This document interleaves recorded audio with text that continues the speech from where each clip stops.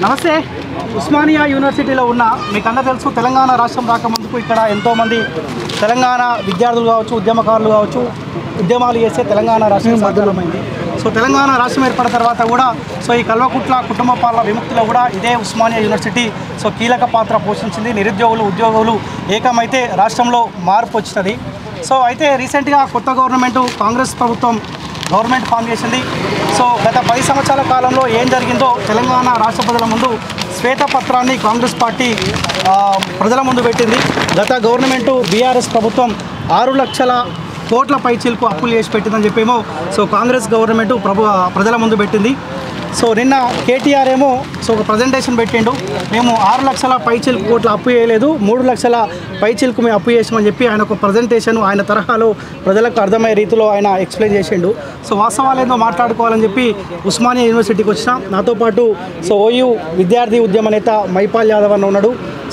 నాతో పాటు అట్లనే పక్కన మన తొలి వెలుగు జర్నలిస్ట్ భార్గవ్ కూడా ఉన్నారు. కాస్త డిస్కస్ చేద్దామని అందరం ఒకటే చోట కలిసాం. ఇండివిజువల్గా ఎందుకు కలిసి చేసుకుందాం, అందరి టార్గెట్ ఒకటే, ప్రజలకు మేలు జరగాల్సిన అవసరం ఖచ్చితంగా ఉంది కాబట్టి ఇక్కడ నిలబడి మాట్లాడే ప్రయత్నిద్దాం. చాలామంది కూడా కొంతమంది కూడా ఇతర సంఘాల వాళ్ళు కూడా ఇక్కడికి వచ్చారు.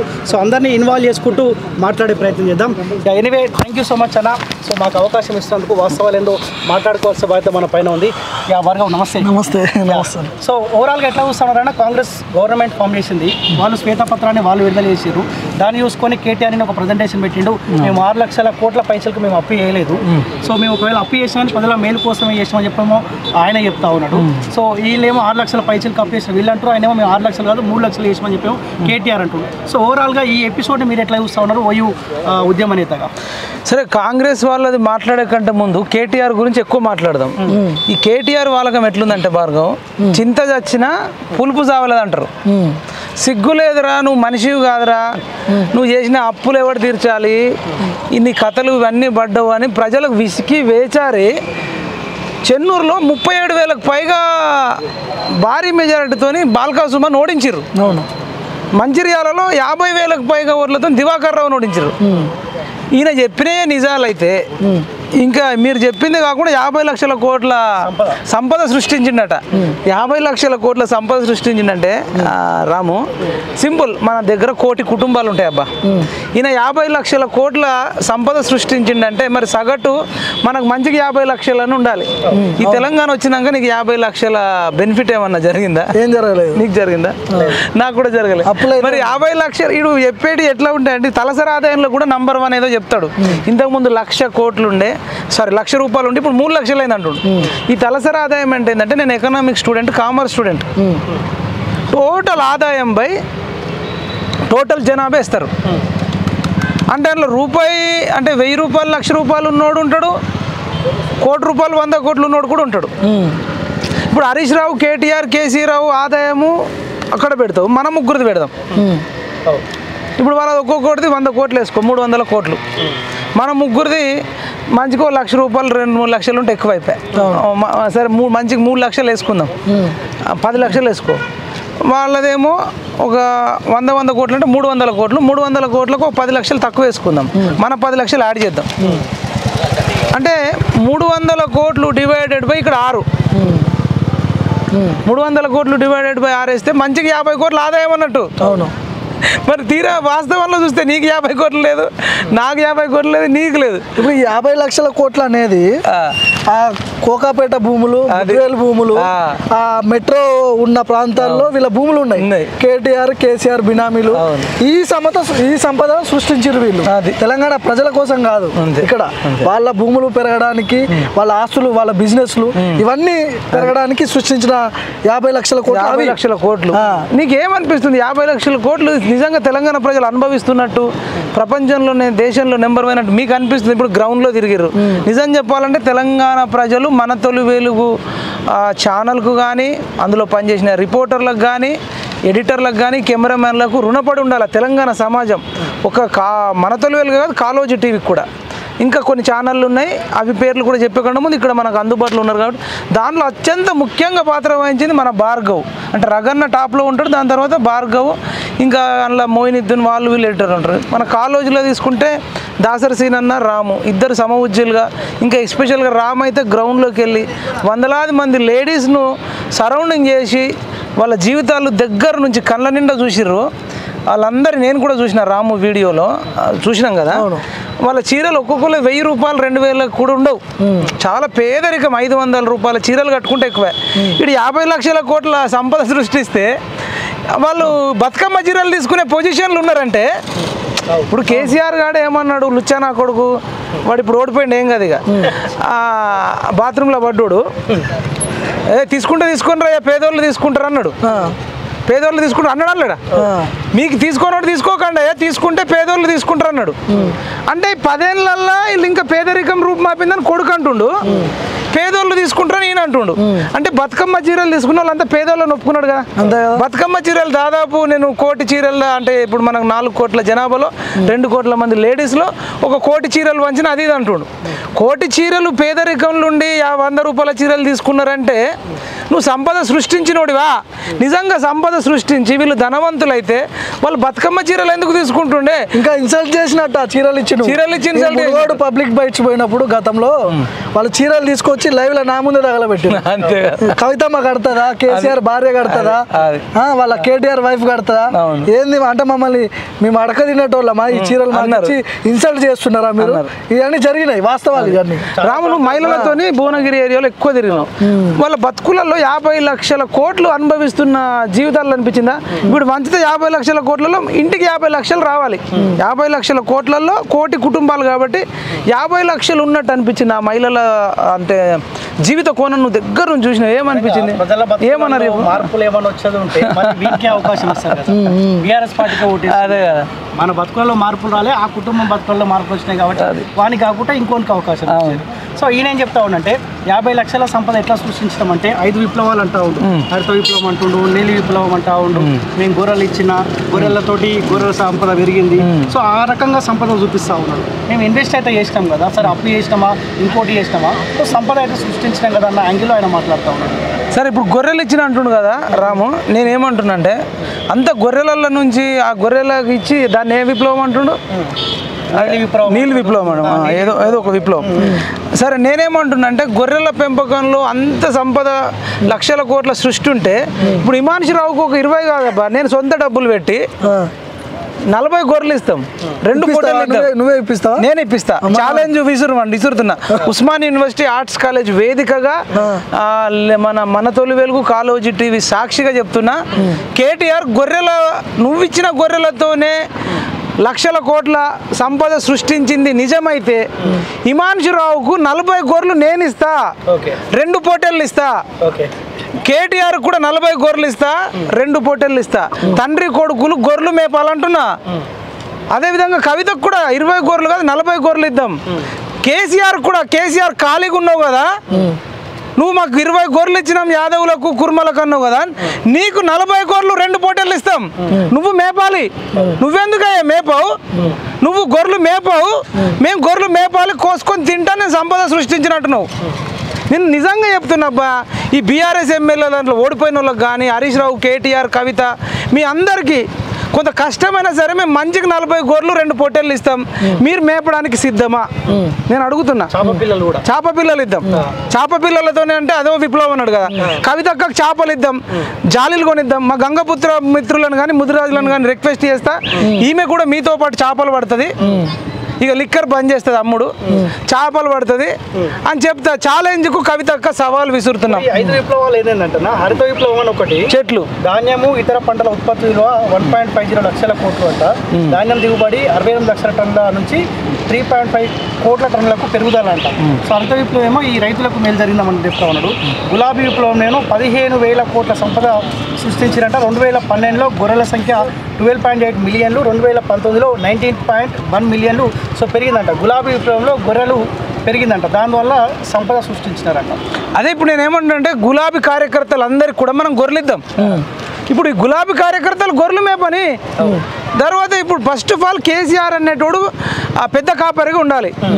ఈయన 40 గొర్రెలు మేపుకుంటూ కేటీఆర్ కవిత హరీష్ రావు మేపుకుంటూ గులాబీ విప్లవం అంటారు. కాబట్టి ఇప్పుడు బీఆర్ఎస్లు ఎవరెవరైతే ఉన్నారో ఇప్పుడు వాళ్ళ దగ్గర ఆల్రెడీ లక్షల కోట్ల డబ్బులు కూడా ఉంది, ప్రైవేట్ డబ్బు కూడా ఉంది. వాళ్ళే చెప్పారు పార్టీ ఫండ్ ఇంత ఉందంటారు కదా. ఆ పార్టీ ఫండ్తోని గులాబీ లీడర్లకు ఎస్పెషల్గా ఓడిపోయిన ఎమ్మెల్యేలకు మా బాల్కాసుమన్ అన్నకు, గాదర్ కిషోర్కు, గువ్వల బాలరాజు అన్నకు ఇవ్వండి అన్న, మంచికి 20 కాదు 40 గొర్రెలు ఇవ్వండి, వాళ్ళని కూడా సంపద సృష్టించమని అంటున్నాం. ఈసారి ఈ 5 ఏళ్ళు మీరు చేయండి. ఖాళీగానే ఉన్నారు కదా. ఈ 6 లక్షల కోట్ల అప్పయింది తెలంగాణలో. ఇప్పుడు తెలంగాణ సమాజానికి 6 లక్షల కోట్లు అంటే ఇక్కడ మొత్తం ఇప్పుడు ఇంటికి 6 లక్షలు అప్పు ఉన్నట్టు అంతే కదా. ఇప్పుడు 3 లక్షల కోట్లు అప్పే అయింది కేవలం అని అంటున్నాడు కేటీఆర్ నిన్న మాట్లాడుతూ. కేవలం 3 లక్షల కాదు, మనం అడగాలబ్బా. సరే నువ్వు అన్నట్టు 3 లక్షల కోట్లే తీసుకుందాం, మరి నీ ఇంటికి ఎంత అయింది అప్పు? నీ శ్వేతపత్రం కూడా విడుదల చేయాలి కదా. ఇప్పుడు ఇన్నేళ్ళ నువ్వు టీఆర్ఎస్ ఇప్పుడు తెలంగాణ 2014లో నీ ఆస్తులు ఎంత, నీ అప్పులు ఎంత? ఇప్పుడు 2023లో నీ ఆస్తులు ఎంత, నీ అప్పులు ఎంత? కేసీఆర్ ప్రగతి భవన్ నుంచి ఫామ్ హౌస్ కి పోతే ఈ 10 ఏళ్లలో 100 కోట్ల ఖర్చు అయింది. ఆ ట్రావెలింగ్ ఖర్చు, డీజిల్ ఖర్చు, ఆ కాన్వాయ్ ఖర్చు, ఈ ప్రగతి భవన్ టు ఫామ్ హౌస్ ఖర్చు ఇది 100 కోట్లు. ఓన్లీ కాన్వాయ్, ఆ డీజిల్, ఆ మెయింటెనెన్స్ కి. మరి ఏంది ఎక్కడ పోయింది? అంటే చూడు, అంటే లగ్జరీకి విలాసాలకు మీ నాన్న డబ్బులు తగలబెడితే ఇంకా మేము పెంచినాం అంటావు. జన్వాడ ఫామ్ హౌస్ విలువ ఎంతో చెప్పు. జన్వాడ ఫామ్ హౌస్ లో 25 ఎకరాలని అన్ని పేపర్లలో వచ్చింది. అక్కడ ఎకరం 10 కోట్లు తీసుకున్నా ఎంత అవుతుంది? 250 కోట్లు ఆస్తి. అంటే వీళ్ళు ఏం చేస్తున్నారంటే తలసరి ఆదాయంలో కానీ అటు ఆస్తులు సృష్టించిన దాంట్లో కానీ అందరినీ గూగుమ్మడిగా కలుపుతుండబ్బా. ఇప్పుడు అక్కడ ఆయన ఇప్పటిదాకా అమ్ముతారు, మీరు తీసుకొచ్చి పేలాలు శనగలు పెట్టిరు. ఆయనను పిలుద్దాం, ఆయనను ఒకసారి విలనన్న విలిటు అన్న, ఆయన విలన్న ఆ శనగలు పిలిచాను. పిలిస్తే ఆయనకి 9 ఏళ్ళలో ఆయన ఆస్తులు ఎంత వరకు అడుగుతూ అయిపోతుంది కదా. లేకపోతే ఇక్కడ ఒక ఉద్యమకారుడు ఉన్నాడు అన్న, పరశురామ్ అని ఉన్నాడు, అశోక్ అని ఉన్నాడు. పరశురామ్ అన్న, అశోక్ అన్న మీరు రండి, ఒక నిమిషం చెప్పండి. ఈయన 50 లక్షల కోట్ల ఆస్తులు సృష్టించిన 9 ఏళ్లలో అంటుండు కేటీఆర్ అంటుండు. అంటే మంచిగా ఇంటికి 50 లక్షలు వచ్చినట్టు. 50 లక్షల కోట్లు అంటే నిజంగా నీ 9 ఏళ్లలో మీ ఇంటికి 50 లక్షల ఆస్తి సృష్టించినట్టు అనిపిస్తుందా? ఎక్కువ చెప్పకుండా మీరు ఎస్ఆర్ నో చెప్పండి. ఓకే, అంటే ఇప్పుడు 2014 నుంచి తెలంగాణ గవర్నమెంట్ వచ్చిందన్న. ఈ 10 సంవత్సరాలలో మన బడ్జెట్ యావరేజ్లో 20 లక్షల కోట్లు. ఈ 6 లక్షల కోట్లు కలిసి 26 లక్షల కోట్లు. 26 లక్షల కోట్లు ఎవరి చేతిలో ఉన్నాయని నేను అడుగుతున్నా.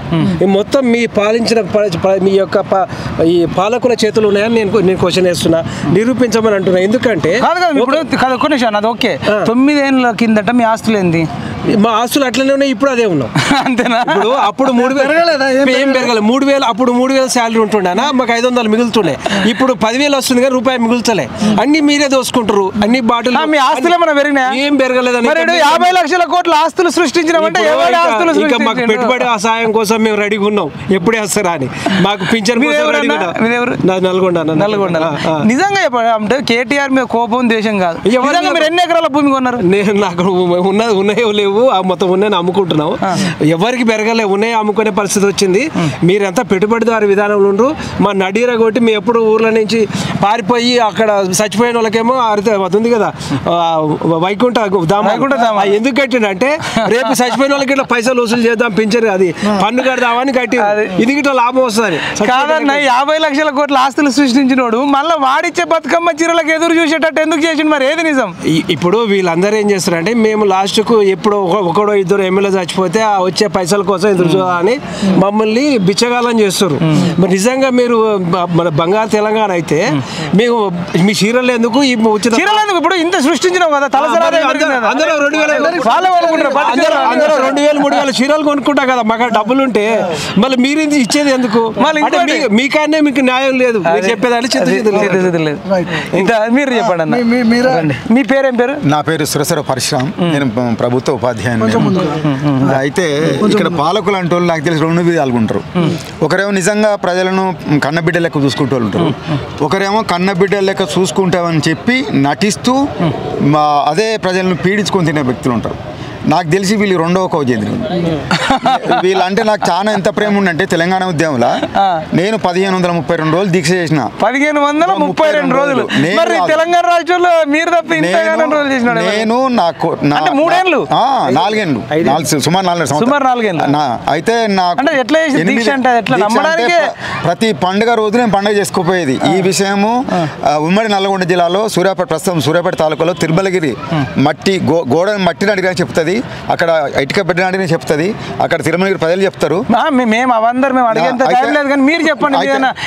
భార్య ఉన్నది, నా భార్య నా కొడుకు నా 8 ఏళ్ళ కొడుకు కలిసి తెలంగాణ కోసం 1532 రోజులు దీక్ష చేసినాం మేము. ఎందుకు అంత పిచ్చి మరి మీకు?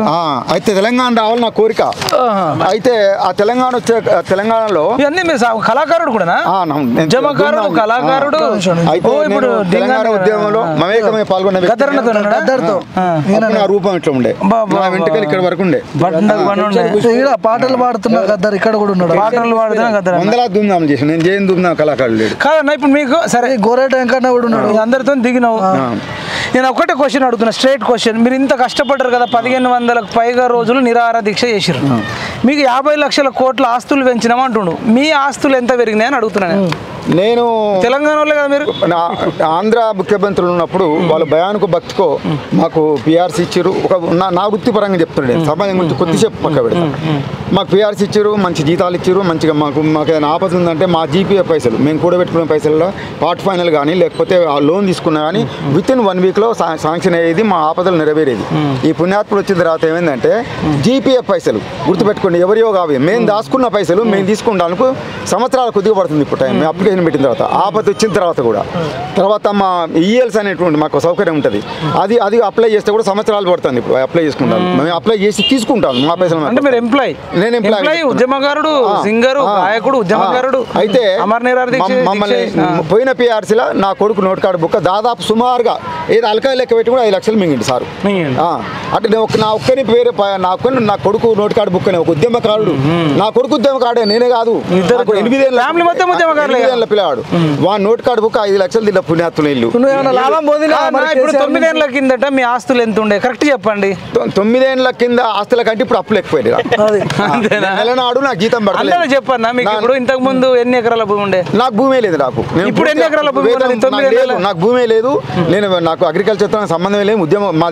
మాది ఉద్యోగ కుటుంబం మాది. నేను వేతనం మీద బతికే వ్యక్తి నేను. అయితే మాకు ఫస్ట్ తారీఖు నాడు ఆంధ్రలో ఉన్నప్పుడు ఆంధ్ర ముఖ్యమంత్రులు మహానుభావులు ఉన్నప్పుడు 1వ తారీఖు 2వ తారీఖు బాగా లేట్ అయితే 3వ తారీఖు జీతాలు పడేది. ఇప్పుడు 13 కాదు, 13 కూడా దిక్కులేని పరిస్థితి వచ్చింది. ఇప్పుడు మీరు ఏమి 50 లక్షల ఆస్తి ఎక్కడ కొనలే. ఇల్లు ఇప్పుడు కేటీఆర్ మాట మీకు మాట్లాడుతుంది, మీరు కొన్నారా 9 ఏళ్ళ? గవర్నమెంట్ మీకు బెనిఫిట్ చేయడం వల్ల లేదు. ఇప్పుడు నేను ఒక డిఫాల్టర్ గా బ్యాంకుల దృష్టిలో ఉన్నాను. నేను వీళ్ళ పుణ్యం ఇంకొకటి అప్పులు ఉన్నాయంట, ఆస్తులు సృష్టించినట్టు నువ్వేమో అప్పులు సృష్టించండి ప్రజలకు అంటున్నావు. నేను బయటికి చెప్తున్నా మైపాల్ గారు, నేను ఈ విషయం బయట చెప్పాలి. మళ్ళీ ఎక్కడైనా ఛాలెంజ్ చెప్తున్నా, ముక్కునేలకు రాస్త తేడా వస్తే నేను ఒక్కరిని ఇప్పుడు బయటకు వచ్చి చెప్తున్నా. వేలాది మంది ఎంప్లాయీస్ డిఫాల్టర్లు, వేలాది మంది ఈఎంఐలు కట్టుకుంటా. ఇప్పుడు వీళ్ళు పెంచి నీ పేరు ఏం పేరు అన్న? అశోక్. మీరే ఉద్యమకారులు, మీ ఆస్తులు పెరిగినా ఏం పెరగాలి? ఇంకొకటి ఏంటంటే గవర్నమెంట్ ఉద్యోగుల్ని 1500 కోట్లు 9 రోజులకే. అంటే ఇంకో విషయం, నిరుద్యోగులు బాధపడద్దు. గవర్నమెంట్ ఉద్యోగులు ఇప్పుడు రిటైర్డ్ అయితే వీళ్ళకి పిఎఫ్ గిఎఫ్ ఇవ్వాల్సి వస్తుందని ఒక 3 సంవత్సరాలు లేట్ చేసి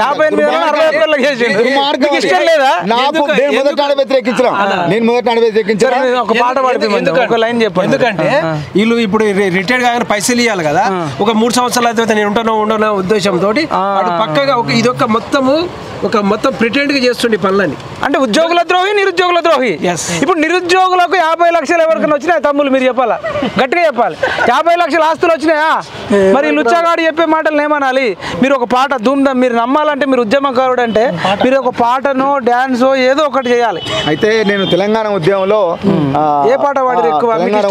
నాకు ఇష్టమైంది ఏంటంటే తెలంగాణ ఉద్యమంలో ప్రజలను మమేక చేయడం కోసం ఏంటంటే ఏ మాత్రం అవకాశం ఇవ్వద్దు ఆంధ్ర వాళ్ళకని చెప్పి గంగ నొడిసి పడదమా, గాలిని బంధిద్దామా, మన పిల్లల భవిత కొరకు కొండను ఢీ కొందమా, అందరొకటి ఐదమా అలై బలై దిద్దమా అసైదుల ఆటల అలవు కాడి కొద్దమా అహో జై తెలంగాణ అంటూ నువ్వు ఆడితే మాకే రక్తం ఉడుకుతుంది కదా ఇప్పుడు ఇంకా అప్పుడు ఉద్యమం టైంలో నీ వయసు కూడా 14 ఏళ్ళు చిన్నోడివి. అయితే ప్రజల మమ్మక చేసిన సమయంలో నేను మొత్తం చివరిస్తూకి వచ్చిన తర్వాత ఎంఆర్పిఎస్ మిత్రులు వచ్చారు. అందరం కలయిక ఒక ప్రపంచం అయిపోయింది. ఆ క్షణంలోనే ఉవ్వెత్తున గీసిపోయింది. ఇక్కడ మిలియన్ మార్చ్ అప్పుడు కూడా ఒక 10 నిమిషాల సమయంలోనే మేము 100 మంది ఉన్నోళ్ళం 1000 మంది అయిపోయినాం.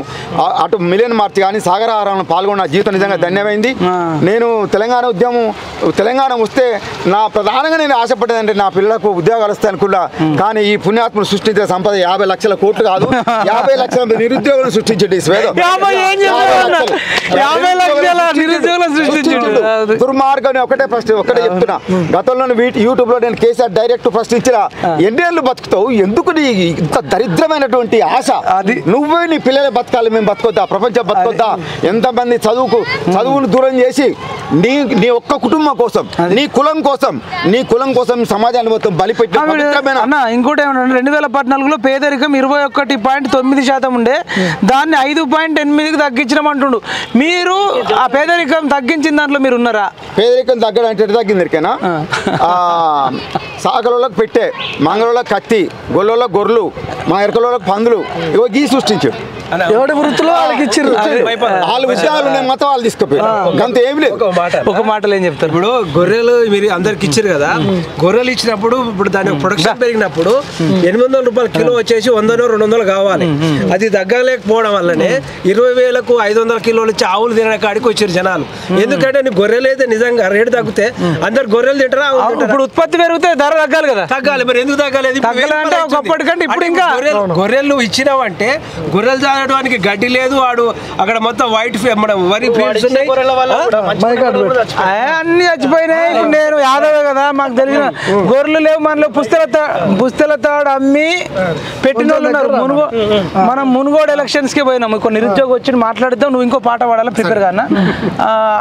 మునుగోడు ఎన్నికలకు పోతే పాపం వాళ్ళకి ఎంత బ్లాక్మెయిల్ చేసిరంటే యాదవులకు కుర్మలకు, మీరు బీఆర్ఎస్ కోటేస్తేనే మీ డబ్బులు అకౌంట్లోకి వస్తాయని బ్యాంకులు వేసిర్రు. బ్యాంకులు వేసి దాన్ని ఫ్రీజ్ చేసిర్రు. మేము గెలిచిన తెల్లారే ఇస్తామన్నారు. గెలిచిన తెల్లారు ₹1 లేదు, ఏం లేదు, మళ్ళీ వెనుకకు తీసుకున్నారు. అంత దుర్మార్గుడు. నేను గొర్రెలు ఇచ్చిన అది సెంట్రల్ గవర్నమెంట్ స్కీమ్ అబ్బా. వీళ్ళతోనే 30,000 కట్టించుకున్నాడు. అనంతపురం పంపించిండు. గొర్రె 10,000 రూపాయలు అని చెప్పిండు. అది 5,000 కూడా లేదు, 5,000 కూడా తెలియదు దాని వాల్యూ.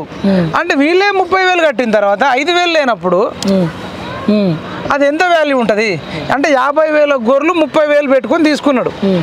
మళ్ళీ 20 గొర్రెలకు కూడా ఆపి వడ్డీలు ₹2 వడ్డీ తెచ్చారు. తాలిబోట్లు అమ్మిన ఉన్నారు. కొందరేమో అనంతపురం పోతే వీళ్ళ సొంత డబ్బులు పెట్టుకునే పోవాలి.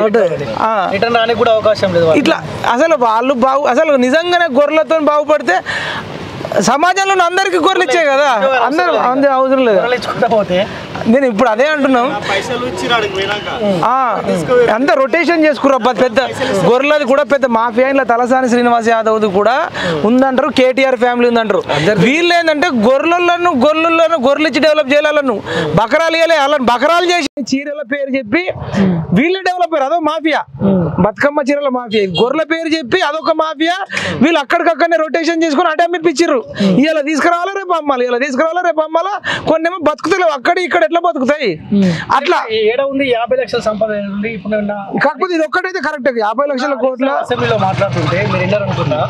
సో మా మాజీ ముఖ్యమంత్రి ఆయన సంపాదించుకోవాలని కూడా మస్తు ఆస్తులు సంపాదించుకుంటే సామాన్యమైన ఇంట్లో నందినగర్ లో ఉంటా అది కూడా రీసెంట్ గా బాగాలేకపోతే దాన్ని మళ్ళీ రీకన్స్ట్రక్షన్ చేసిండు, అలా ఉంటా ఉన్నాడు. నిజంగా మేము సంపాదించుకోవాలనుకుంటే ప్రజలకు మోసం చేయాలనుకుంటే పెద్ద పెద్ద బంగ్లాలు కట్టుకుంటుండే అని హరీష్ రావు స్వయానే చెప్పిండు అసెంబ్లీలో. అదే farm house Erravalli farm house పోతే నేను 50 కార్లు పట్టడానికి ప్లేస్ దొరకట్లేదు అంటాడు. అదే 50 క్లాస్ దొరకలేదు. నందినగర్ లో పేదరికమా, గజం దాదాపు 10 లక్షలు ఉంటది. 200-300 గజాలు అంటే అది 100-200 కోట్ల 100 కోట్ల పైన ఉంటది. వాళ్ళ కూతురికి నంది పక్కనే ఉంటది. 2,000 గజాలు. 2,000 గజాలలో నువ్వు గజం 10 లక్షలు పట్టుకున్నా 200 కోట్ల స్థలం, విలువైన స్థలం కూతురుకుంది, 100 కోట్ల స్థలము కేసీఆర్కు ఉంది, కేటీఆర్కి ఏమో జన్వాడ కూడా ఆయనకు 200 కోట్ల స్థలం ఉంది. మనకు తెలిసినాయి ఇవి, హరీష్ రావుకు ఉన్నాయి, వీళ్ళకి 1000 కోట్లకు పైగా స్థలాలు ఉన్నాయి మనకు తెలిసినాయి. ఇంకా బినామీలు తెలివని అవి ఇవి అంటే ఈ 50 లక్షల కోట్లది కొంచెం నిజమే అనిపిస్తుంది, కానీ ఇది బీఆర్ఎస్ కల్వకుంట్ల కుటుంబానికి సంబంధించిన వాళ్ళ దగ్గర ఉందని ఇది ఒక్కటి మాత్రం నిజం చెప్పాడు. నరసింహ పాట పాడిండు దీని మీద. అవును, ఏం పాడిండు?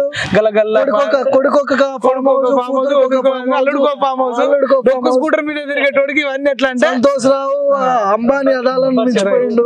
ఎట్లా వచ్చినాయి ఆస్తులు? ఒక నిరుద్యోగి ఉన్నాడు, ఈయనకు అడుగుతాడు నీకు 50 లక్షల కోట్ల ఆస్తులు పెరిగినాయా అంటే తెలంగాణకు పెంచినా అంటారు. 50 లక్షల కోట్లు పెంచినంటే ఇంటికి 50 లక్షలు రావాలబ్బా, నీ పేరు చెప్పు, తర్వాత నువ్వేం చేస్తావు చెప్పు, నీకు 50 లక్షలు వచ్చినాయి రాలేదో చెప్పు. నా పేరు కేశవ్ అన్న, కేశవ్ టీచర్ అభ్యర్థి, MEd first year Osmania university.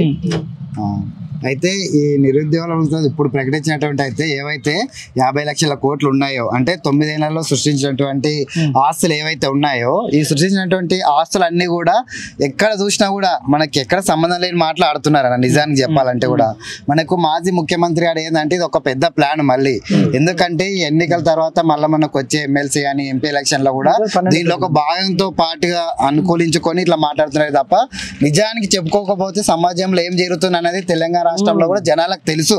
వాస్తవానికి ఇప్పుడు మనకు చూసినటువంటి 50 కోట్లు అంటే ఇప్పుడు 50 లక్షల కోట్లు అనేవి కూడా సక్రమంగా నిర్వర్తిస్తున్నాడా లేదా అనేది కూడా జనాలకు తెలుసు.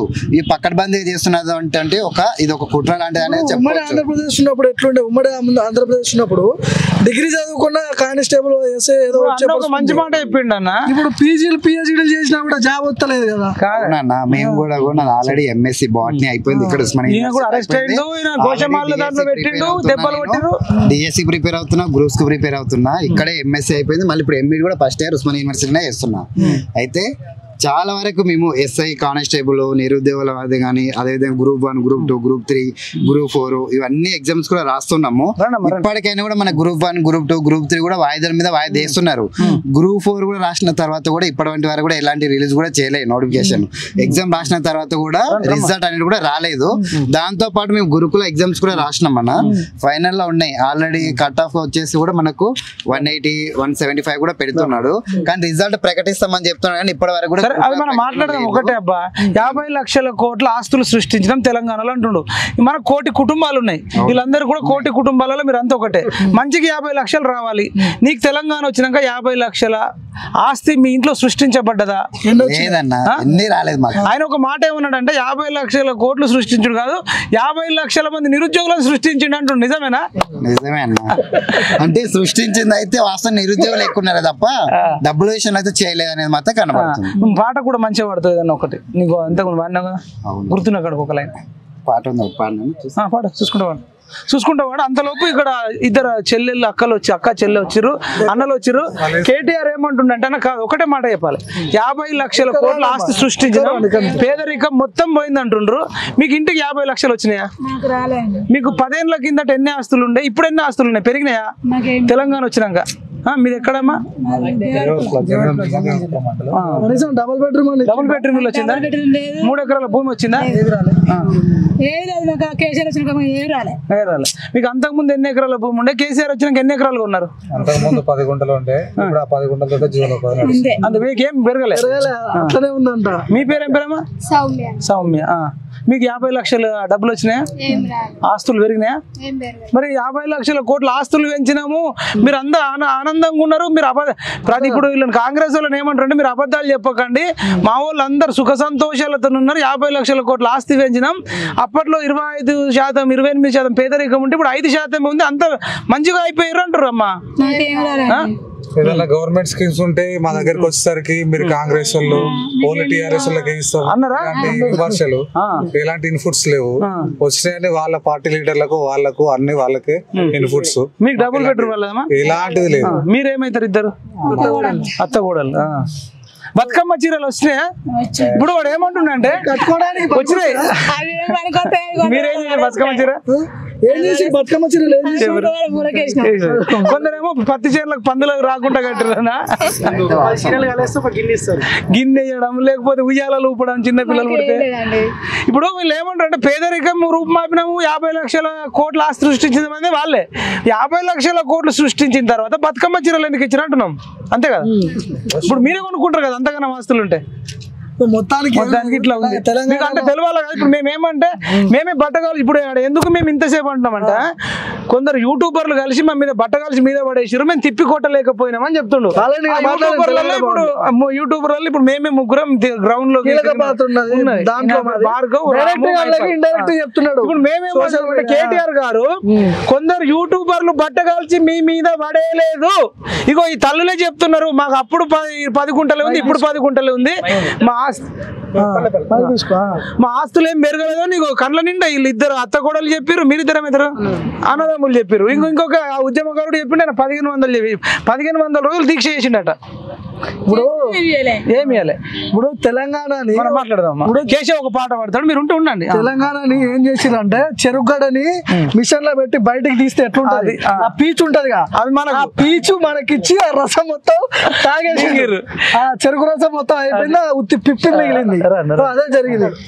50 లక్షల సంపద సృష్టించామని చెప్పి కేటీఆర్ అంటా ఇది అయినాక వచ్చిన తర్వాత ఏమైనా మార్పులు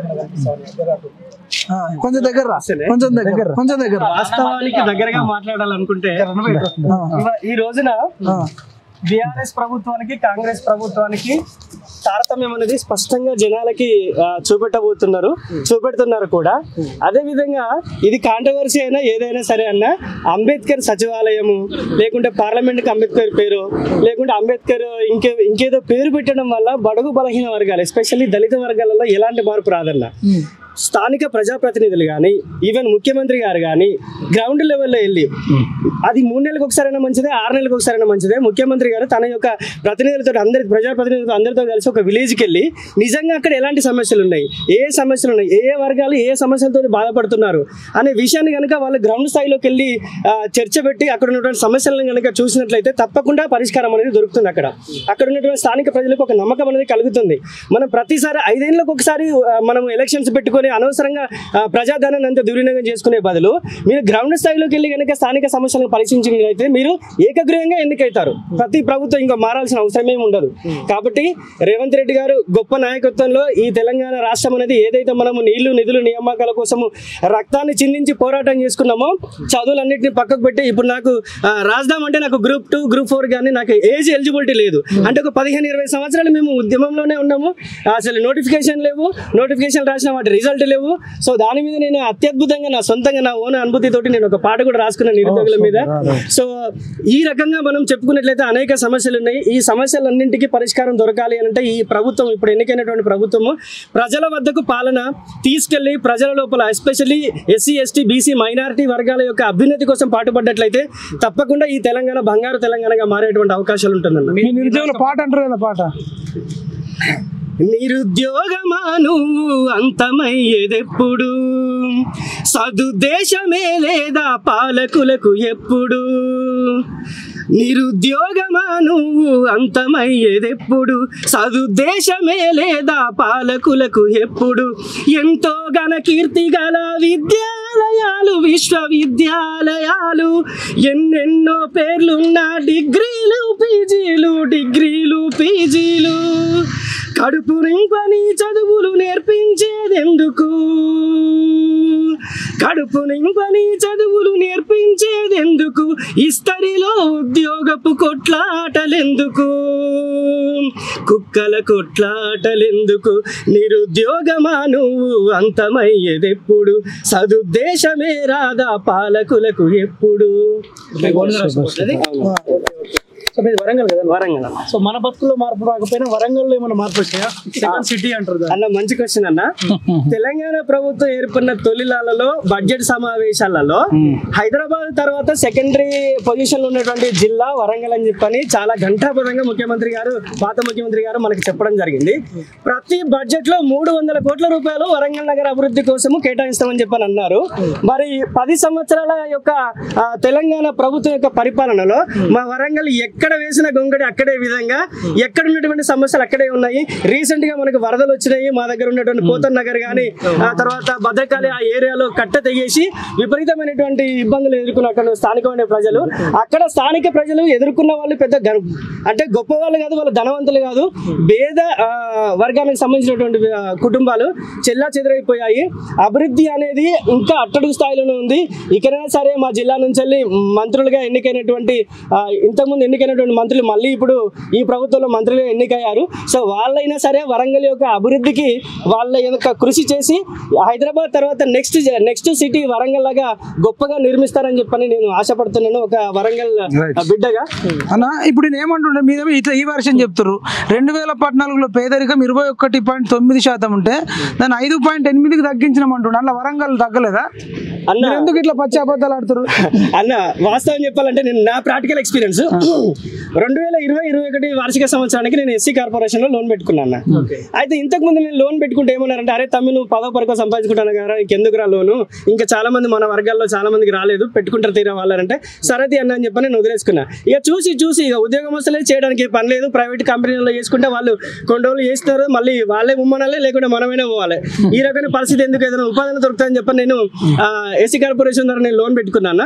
పెట్టుకున్న తర్వాత చాలా సార్లు అది బ్యాంక్ లింకేజ్ లోను, నేను బ్యాంకు దగ్గర తిరిగాను, కార్పొరేషన్ చుట్టూ తిరిగాను, చివరికి అయితే మొత్తానికి అయితే యాక్సెప్ట్ అయింది నా లోన్, సెలెక్ట్ అయింది. సెలెక్ట్ అయిన తర్వాత ఇక్కడికి హెడ్ ఆఫీస్ కూడా వచ్చాను. నేను హెడ్ ఆఫీస్కి వచ్చినా కూడా నా డీటెయిల్స్ అన్ని ఇక్కడికి వచ్చిన తర్వాత కానీ నా చేతికి మాత్రం లోన్ అయితే రాలేదు. చూశాను బట్ లోన్ అయితే రాలేదు. అంటే చదువుకున్న నిరుద్యోగిని ఉపాధి కోసం ఏదో లోన్ పెట్టుకుంటే నా బతుకేమన్నా మారిపోతాయేమో, నా కుటుంబానికి నేను చేదోడు వాది ఉంటాననే ఉద్దేశంతో నేను లోన్ పెట్టుకుంటే ఆ లోన్ కూడా రాలేదు. ఇంకా పేదరికం ఎక్కడైపోయింది. మా తాత బానిస, మా నాన్న బానిస. నేను పక్కలో పడుకున్న తర్వాత మా నాన్న ఎప్పుడు జీతం పోయేదో కూడా తెలియదు. నేను లేవక ముందుగా మా నాన్న పోయి దొరల దగ్గర జీతానికి పోయేది. అంటే అట్లాంటి పరిస్థితి. బానిసలు బానిసంగానే బతకాలి. అందుకే డాక్టర్ బాబాసాహెబ్ అంబేద్కర్ చెప్పినట్టుగా మనం పీడితులం కాదు, మనం పాలకులం కావాలి.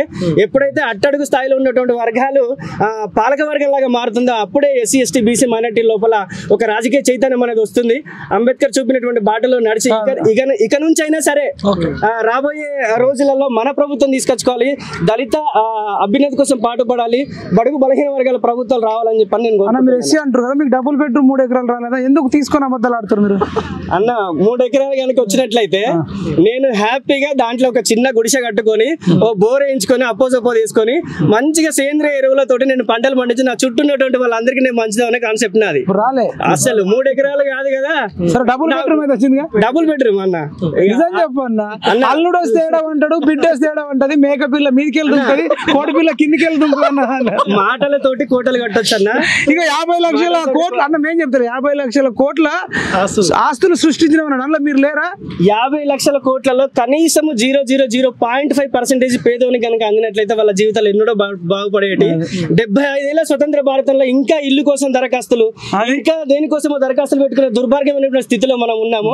సో ఏదేమనంటే భారతదేశం చాలా అభివృద్ధి చెందుతుంది, ఇంకెప్పుడు చెందుతుంది? నేను చిన్నప్పటి నుంచి వింటున్నాను, భారతదేశం అభివృద్ధి చెందుతున్న దేశము. ఎడారి దేశాలైనటువంటి ఎన్నో దేశాలు ఈ రోజు శాసించే స్థాయిలో ఉన్నాయి. కానీ ఇంత యువత, ఇంత మంచి పార్లమెంట్, అత్యద్భుతమైనటువంటి రాజ్యాంగం ఉన్నటువంటి భారతదేశం ఇంకా అట్టడుగు స్థాయిలోనే ఉంటుంది. సో దీని పట్ల ప్రజాప్రతినిధులు, మనం ఎన్నుకున్నటువంటి ప్రజాప్రతినిధులతో పాటుగా ప్రజలకు కూడా బాధ్యత ఉన్నది. ఎస్పెషల్లీ యువతకైతే ఇంకా చాలా ఎక్కువ బాధ్యత ఉన్నది. ఎప్పుడైతే యువతరం ఆలోచించి రాజకీయాల్లోకి వస్తారో ఖచ్చితంగా మార్పు అనేది వస్తుంది. Best example Barrelakka. సో అవకాశం ఉంటే నేను కూడా వరంగల్ ఎంపీగా పోటీ చేస్తాను, మీ అందరు సపోర్ట్ ఉంటే ఒకసారి చూద్దాము. మన వంతు బాధ్యతగా మనం కూడా ప్రయత్నం చేద్దామని చెప్పని.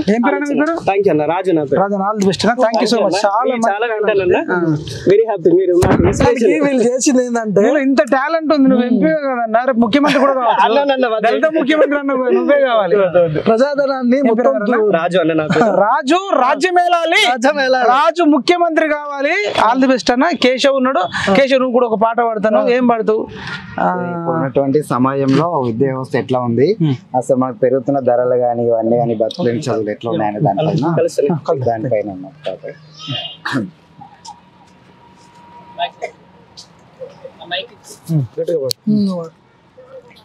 ఈ బతుకులేని చదువులకు బందీగాకురా విప్లవాల వెల్లువలో వీరుడవవ్వరా విప్లవాల వెల్లువలో వీరుడవవ్వరా ఈ బతుకులేని చదువులకు బందీగాకురా విప్లవాల వెల్లువలో వీరుడవవ్వరా విప్లవాల వెల్లువలో వీరుడవవ్వరా విద్యార్థి ఓ విద్యార్థి ఓ విద్యార్థి ఓ విద్యార్థి అక్షరాలు 56 ఆంధ్ర భాషలో అఖిల భారతావనిలో భాషలెన్నిరా ఈ భాష దాసదాని సంఖ్యలు దెంచా విముక్తి పోరులోన వీరుడవవ్వరా విముక్తి పోరులోన వీరుడవవ్వరా ఈ బతుకులేని చదువులకు బందీగాకురా విప్లవాల వెల్లువలో వీరుడవవ్వరా విప్లవాల వెల్లువలో వీరుడవవ్వరా గూడు నీడ నిలువనివ్వలేనిది ధరలు పెరుగు కారణాలు తెలుపలేనిది దోపిడికి ముసుగురాయి అర్థశాస్త్రము అర్ధవలస భూసామము మట్టు బెట్టరా ఈ బతుకులేని చదువులకు బందీగాకురా విప్లవాల వెల్లువలో వీరుడవవ్వరా విప్లవాల వెల్లువలో వీరుడవవ్వరా రాజు రాణి రాజు ప్రేరం చరిత కాదురా తాజ్ మహల్ నిర్మాణము ఘనత కాదురా రక్తమంతరంగడించి రంగు పోసిన వర్గపోరు చరితకులను తెరిచి చూడరా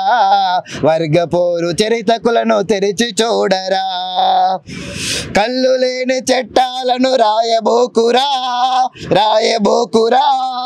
కళ్ళు లేని చట్టాలను చదువబోకురా భగత్ సింగ్ ఖైదీలను కళ్ళు బెరికినా ఇంద్రవెల్లి కొండలను కాల్చి చంపినా రామి బాబి అక్కయ్యను చంపి చెరిపినా చట్టబద్ధ అంతకులను చెరిపి చూడరా ప్రజల కొరకు ప్రజల తరపు న్యాయవాదివై పల్లె ప్రజా కోర్టులలో శిక్ష వేయరా ఈ బతుకులేని చదువులకు బందీగాకురా విప్లవాల వెల్లువలో వీరుడవవ్వరా విద్యార్థి ఓ విద్యార్థి థ్యాంక్ యూ లిరిక్స్ ఎక్సలెంట్ ఉంది సో ఇంకోటి మనం మాట్లాడదాం సూపర్ ఇంకో మాట నిన్న కేటీఆర్ మాట్లాడుతూ కూడా ఒకవేళ కొంచెం దగ్గర ఈ సంపద మేము సృష్టించకపోతే విచారణకు మేము సిద్ధమని చెప్పేమో కేటీఆర్ నిన్న మాట్లాడుతాం. సో గవర్నమెంట్ కూడా వాళ్ళకి సహకరించాలి, విచారణకు ఆదేశాలు. ఎందుకంటే వాళ్ళు నిజాలు చెప్తారా లేకపోతే వీళ్ళు నిజాలు చెప్తారు, పబ్లిక్ కూడా వెళ్ళాల్సిన అవసరం కదా. వీళ్ళు కూడా విచారణకు ఆదేశిస్తే వాళ్ళు అడిగి ఉన్నారు. సో కేటీఆర్ అంటే ఇప్పుడు మాట్లాడాడు కదా 50 లక్షల సంపద నేను సృష్టించాను, సో చేయలేదు అని చెప్పి కాంగ్రెస్ పార్టీ కూడా విచారణకు ఆదేశిస్తే వాళ్ళు అడిగే విచారణకు రానికి సిద్ధంగా ఉన్నారు కదా. సో ఇవి కూడా ముందుకు తీసుకెళ్లాల్సిన అవసరం ఖచ్చితంగా కాంగ్రెస్ పార్టీ డెఫినెట్ గా చేయాలి. చేయకపోతే మళ్ళీ బీఆర్ఎస్ కాంగ్రెస్ రెండు ఒకటే అనుకుంటారు. ఒకటి కాంగ్రెస్ పార్టీ ఏం చెప్పాలి, వాళ్ళు నిజాయితీ పరులని చెప్పి వదిలేయండి, ప్రజలు తెలుసుకుంటారు మీ పట్ల మీరు చెప్పేది ఏందనేది. కానీ ఇప్పుడు చెప్పడానికి కూడా వీల్లేదు, ఎందుకంటే మీరు ఎలక్షన్ టైంలో వీళ్ళు 1,00,000 కోట్లు దోసుకున్నారు, అవినీతి పరులు, కవిత కింది ఆస్తులు ఉన్నాయి, కేటీఆర్ కింద ఉంది, కేసీఆర్ కింద ఉంది, హరీష్ రావు కింద ఉందని మీరైతే డబ్బాలు కొట్టిరు చెప్పినారు.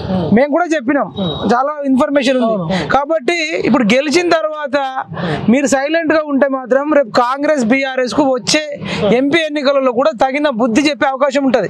బీజేపీ యాక్చువల్ గా దీంట్లో చాలా ఓట్లు సీట్లు వచ్చేది, వాళ్ళకు ఒక్కసారిగా స్పీడ్ గా పోతున్న వాళ్ళకి ఇప్పుడు కేటీఆర్ అంటుడు స్పీడ్ బ్రేకర్ వచ్చింది, మాకని మీకు స్పీడ్ బ్రేకర్ వచ్చింది, బీజేపీకి స్పీడ్ బ్రేకర్ వచ్చింది. యాక్చువల్ గా వాళ్ళు హుజూరాబాద్ హైదరాబాద్ లో గెలిచి మునుగోడులో గెలిచి మునుగోడులో సెకండ్ ప్లేస్ అంటే దాదాపు గెలిచినంత పని అయిపోయి అక్కడ ఏం లేకపోయినా బీజేపీ తర్వాత దుబ్బాకలో గెలిచి జిహెచ్ఎంసీ లో దాదాపు 48-49 సీట్లు వచ్చిన వాళ్ళు స్పీడ్ గా వెళ్తున్న వాళ్ళు వాళ్ళకు స్పీడ్ బ్రేకర్ వచ్చింది. ఎందుకు వచ్చింది? కవిత లిక్కర్ స్కామ్లు ఇరుక్కుందని బండి సంజయ్ అని చెప్పిండు.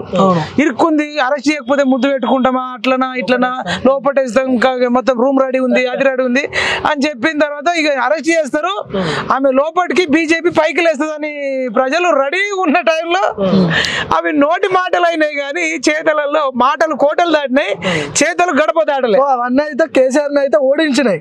కానీ వీళ్ళు గెలిచిన తర్వాత నీటిపారుదల శాఖ మంత్రి గతంలో హరీష్ రావు, దాంట్లో కాళేశ్వరంలో 10,000 కోట్లు ఈయన దోచుకున్నాడని చాలా మంది మాట్లాడుకున్నారు. అందులో కవిత లిక్కర్ కేసు, ఈ మల్లారెడ్డిని ఫస్ట్ లోపలేయాలి, మల్లారెడ్డిని జీవన్ రెడ్డిని. మరి మీరే దుర్మార్గులు, మీరే అవినీతి పరులని మీరే చెప్పారు కదా. అదే వీళ్ళని లోపలేయకపోతే వీళ్ళని అనుమానించాల్సి వస్తుంది.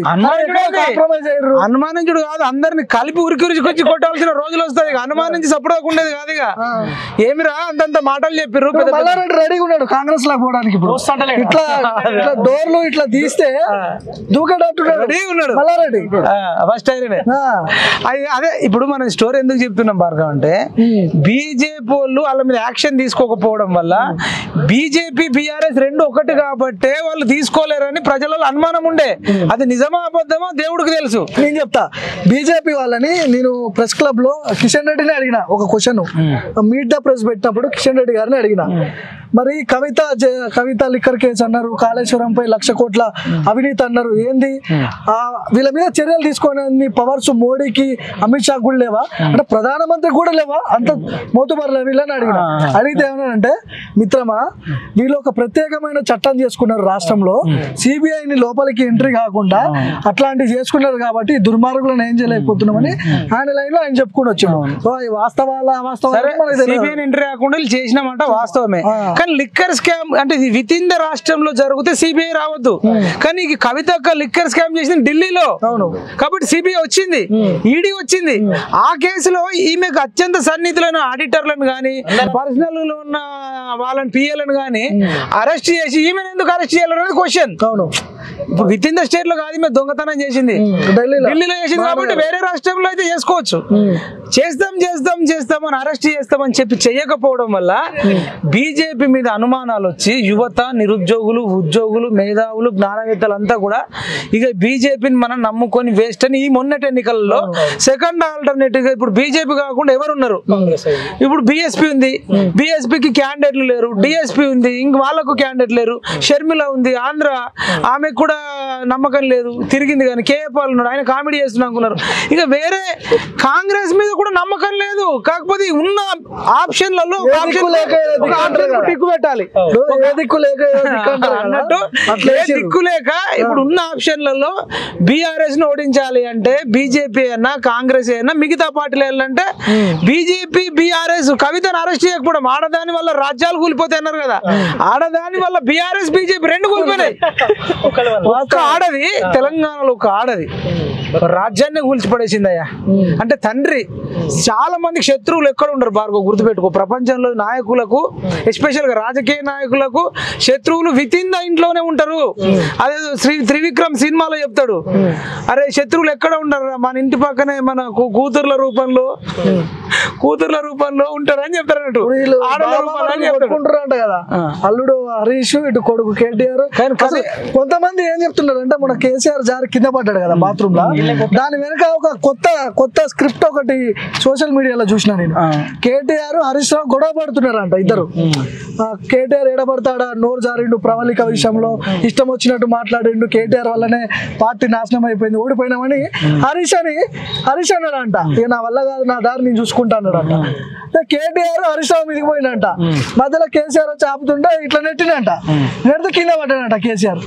సో అందుకు ఫ్రాక్చర్ అయిందని కొంతమంది కొన్ని సోషల్ మీడియాలో అయితే ఈ చర్చలు చూసిన ఇది కూడా నిజమా అబద్ధం అనేది మనకు తెలియదు, మనం చూడలేదు. ప్రత్యేక అబద్ధం అనేది నేను చూడకుండా వాళ్ళు నిజం చెప్పేది అబద్ధం చెప్పేది. వాడు కడుపులో పేలుకలు కూడా ఆవులు ఇస్తే పేగులు లెక్క పెట్టి రకం మనం ఎట్లా అన్నాను.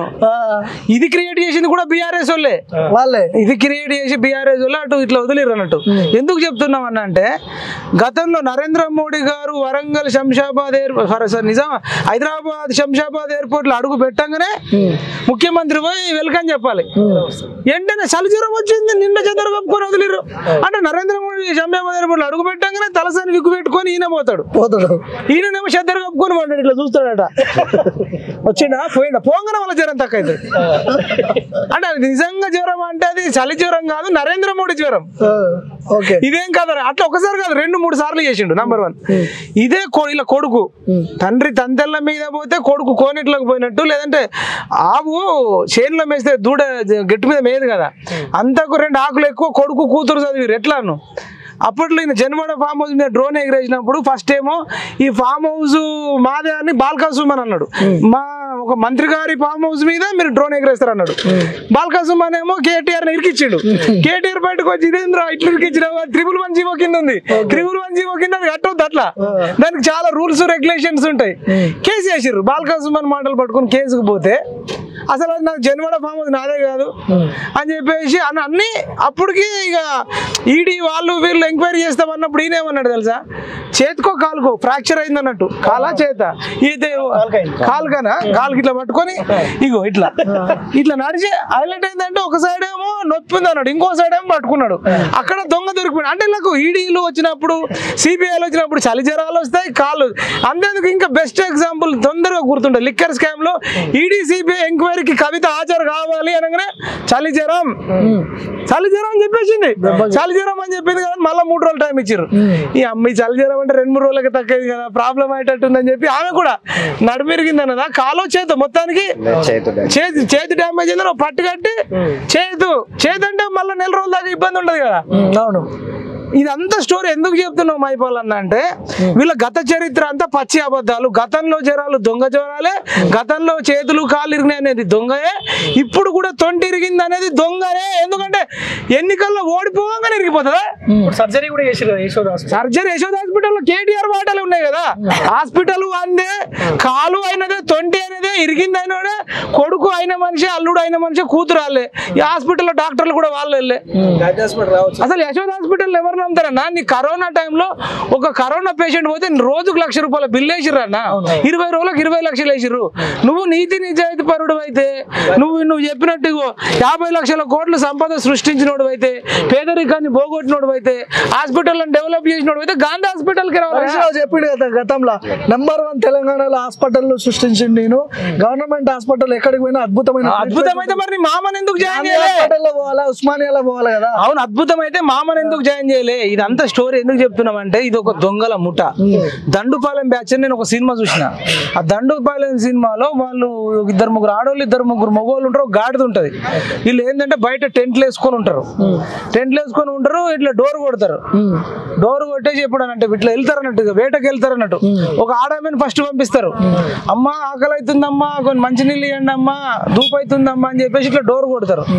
అయ్యో పాపం ఆడ కూతురు కదా అని చెప్పేసి నీళ్ళు ఇస్తాం కదా, డోర్ తీయంగానే నీళ్ళు అంటే లోపలికి వచ్చి కొన్ని నీళ్ళు తాగుతాం. లోపల నీళ్ళు తాగంగానే ఈ వెంటనే ఇక వాళ్ళు పక్కకే ఉంటారు, ఇంటి తిరగోళ్ళు ఉంటారు. ఈమె ఏం చేస్తారంటే ఆమెను గట్టిగా పట్టుకుంటారు, నీళ్ళు ఇచ్చిన ఆమె నీళ్ళు తాగుతుంది, గట్టిగా పట్టుకుంటారు. దాంట్లో ఒక పెద్ద విలన్ ఉంటాడు, బక్కగా ఉంటాడు కానీ బలంగా ఉంటాడు, చుట్టు పెద్ద ఉంటది. ఆడేం చేస్తాడంటే ఇక వాడికి ఎంత సైకో అంటే వాడు ఆమె మీద కూర్చొని, అంటే ఆ లేడీ మీద రొమ్ము మీద కూర్చొని వీడు చాకుతోని ఇట్లా గొంతు ఇట్లా కోసినప్పుడు, అంటే వాడు డైరెక్ట్ చంపినా వాడికి తృప్తి ఉండదట. ఇట్లా గొంతు కోస్తున్నప్పుడు ఆమె ఇట్లా అరుస్తుంటది కదా, సౌండ్ అంటే గొంతు తర్వాత రక్తం గారే సౌండ్, ఈమె ఇచ్చే సౌండ్, అది విన్నప్పుడు ఇట్లా ఇక ఇట్లా ఒక 1000 అంటే ఎవరెస్ట్ శిఖరం ఎక్కినంత, వరల్డ్ కప్ గెలిచినంత, 100 కోట్లు 1,00,000 కోట్లు దొరికినంత పవర్, ముఖ్యమంత్రి అయినంత, ప్రధానమంత్రి అయినంత ఆనందం అన్నట్టు వాడికి. అట్లాంటి వ్యక్తులు అంటే మంచినీళ్ళు ఇస్తే ఇట్లా కోసే రకాలు. ఇదంతా ఎందుకు చెప్తున్నావు అంటే దండుపాలెం బ్యాచ్ కంటే కల్వకుంట్ల బ్యాచ్ అనేది ఇంకా డేంజర్ అని చెప్తున్నా. వాడన్న ఒక్కోళ్ళది కోస్తుండు గొంతు. 50 లక్షల మంది నిరుద్యోగుల గొంతు కోసిర్రు కల్వకుంట్ల కుటుంబం. అంటే ఆమెనన్న వాడు దండుపాలెం బ్యాచ్ లో వాడు ఒక్కసారి చంపితే 5-10 నిమిషాలలో చచ్చిపోతుంది. కానీ మేము ఇప్పుడు ప్రవళిక చచ్చిపోయింది శారీరకంగా. ఆమె చనిపోయిన ఆమెను కూడా ఆమె ఎగ్జామే రాయలేదు, ఆమె ఎవరినో లవ్ చేసింది రాతోని నాయకులు అని చెప్పేసి ఆమెను ఆత్మలను కూడా చనిపోయిన ఆత్మను కూడా వదిలిపెట్టలే. చనిపోయిన తర్వాత వదిలిపెడతాం కానీ చనిపోయిన తర్వాత కూడా వదిలిపెట్టలే. హాల్ టికెట్లన్నీ బయటకు వచ్చినాక మళ్ళీ వాళ్ళ కుటుంబాన్ని జనరల్గా ఎవరైనా చనిపోతే మనం వాళ్ళ ఇంటికి పరామర్శిస్తాం. వీడే వాళ్ళ ఇంటికి అంటే ప్రగతి భవన్కి పిలిపించుకొని నేను వెళ్తే వాళ్ళు లేరు. ప్రవళిక ఊరికి వెళ్తే లేరు, వరంగల్ నరసంపేట దగ్గర పోతే లేకపోతే ఏడికి పోయారు అని చెప్తే వాళ్ళు అయ్యగారి తట్టుకు పోయారు అన్నారు. అయ్యగారి తట్టుకి ఎట్లా పోతారన్న చనిపోయింది మొన్ననే కూతురు అంటే లేదన్న అయ్యవారి తట్టుకు పోయింది అంటారు. అంటే మాకు ఇక్కడ ఇంటర్వ్యూ ఇస్తారని చెప్పేసి అయ్యవారు ఎవరని చెక్ చేస్తే కేటీఆరే. ఈ అయ్యవారు ఈ దొంగన 50 లక్షల ఆస్తి సృష్టించినోడే అయ్యవారు. ఆ అయ్యవారు ఎట్లా చెప్తే మళ్ళీ బయటకు వచ్చి ఫస్ట్ టైం ఆమె ఏమన్నది, వీడి చదువులో మన్నుమని వీడు ఉద్యోగాలు వేయకున్నా నా ఇంటికాడ నా బిడ్డ బతికేది, వీడు ఉద్యోగాలు నోటిఫికేషన్ వేయడం వల్ల ఆమెడికి పోయింది, లక్షలు అయినాయి, ఆ ఉద్యోగం రాలేకపోతే వాడు జాబులు అమ్ముకున్నాడు, జాబులు అమ్ముకుంటే నా కూతురు సూసైడ్ చేసుకొని చచ్చిపోయిందని చెప్పింది. నిజానికి వాడు జాబ్ లేకుండా ఇంత బాధ ఉండకపో, జాబ్ లేచి అమ్ముకున్నాడు. అవును, నువ్వు డైరెక్ట్ నేను అమ్ముకుంటా అని చెప్పి అమ్ముకునేది ఉండే. ఆమె తల్లి అప్పుడట్లా చెప్పింది. మళ్ళీ అయ్యవారిని కలిసి వచ్చిన తర్వాత ప్రతిపక్షాలు మా ఇంటికి రావద్దు, మీడియా మా ఇంటికి రావద్దు, మా అమ్మాయి వేరే రకంగా చచ్చిపోయిందని తల్లితోనే అబద్ధాలు చెప్పించారు.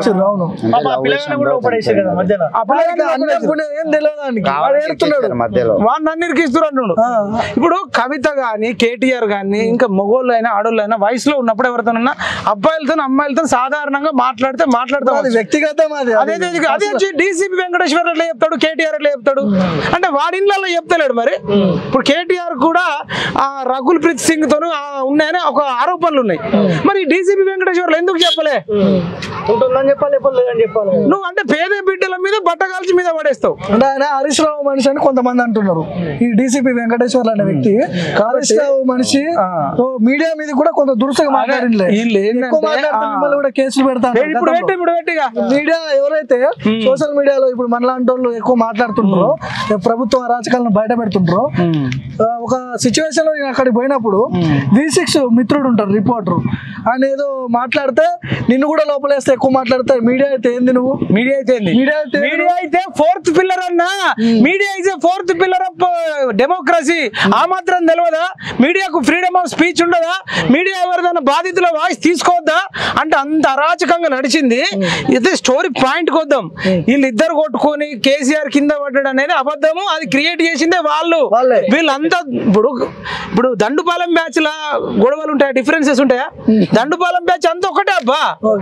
అప్పటికప్పుడు క్షణికావేశంలో మాట వరుసకి ఏదైనా అనుకుంటారు కానీ మళ్ళీ వీళ్ళంతా టీం అంతా కలిపి ఒక ఆమె నీళ్ళకు పోవాల్సిందే, ఇంకొకటి తర్వాత వెళ్ళి కాళ్ళు పట్టుకుంటాడు, ఇంకోటి చేతులు పట్టుకుంటాడు, ఇంకొకడేమో నెత్తిమిదికలు కొడతాడు, ఇంకొకడేమో గొంతు కోస్తాడు, ఇంకొకడేమో లోపల ఉండే బీరువాలు ఉండే బంగారం అదంతా దోస్తాడు. ఇప్పుడు ఈ స్టోరీ అంత ఎందుకంటే ఇది కల్వకుంట్ల బ్యాచ్, దండుపాలెం బ్యాచ్ ఒక్క ఇంటికి పోతే వీళ్ళు దాదాపు తెలంగాణలో ఉన్న 1 కోటి ఇంట్లోకి పోయారు, 1 కోటి కుటుంబాలకు పోయారు. ఈ 1 కోటి కుటుంబాలకు పోయి ఇది ఒక రకమైన దోపిడీ. అదేమో డైరెక్ట్ ఇట్లా తీసుకుంటావు. ఇదేంటంటే ఇప్పుడు మన దగ్గర GST ట్యాక్స్లు అన్ని కట్టించుకొని మల్లారెడ్డికి 600 ఎకరాలకు 60 లక్షలు ఇవ్వడం, కేసీ రావుకు 300 ఎకరాలు ఉంటే 30 లక్షలు ఇవ్వడం. అంటే ఆయనకు 60 లక్షలు, నీకు 30 లక్షలు, కేటీఆర్కు 10 లక్షలు, కవితకు 10 లక్షలు, హరీష్ రావుకు 10 లక్షలు. ఆయనకు భూమి లేదట. ఇది కదా దోపిడీ. కల్వకుంట్ల కుటుంబం దండుపాలెం బ్యాచ్ ఇంటికి పోయి దోపిడీ చేస్తే నిన్ను ఇంట్లోనే నిలబట్టి నీ దోపిడీ చేసింది కూడా ఎవరికి తెలియకుండా చేస్తాడు. ఇప్పుడు జరిగిపోయింది. ఎందుకంటున్నా మన భవిష్యత్తులో మల్లారెడ్డిని జైల్లో పెట్టాలా లేదా? వాస్తవానికి పెట్టాలి. దర్యాప్తు జరుగుతూ ఉంటాడా? జైల్లో ఉండాలి. వాడు ఎంత పెద్ద క్రిమినల్ అంటే వాడి గురించి చెప్తే షాక్ అవుతావు. 1,000 మందికి ఉద్యోగం ఇచ్చినట్టాడు కదా.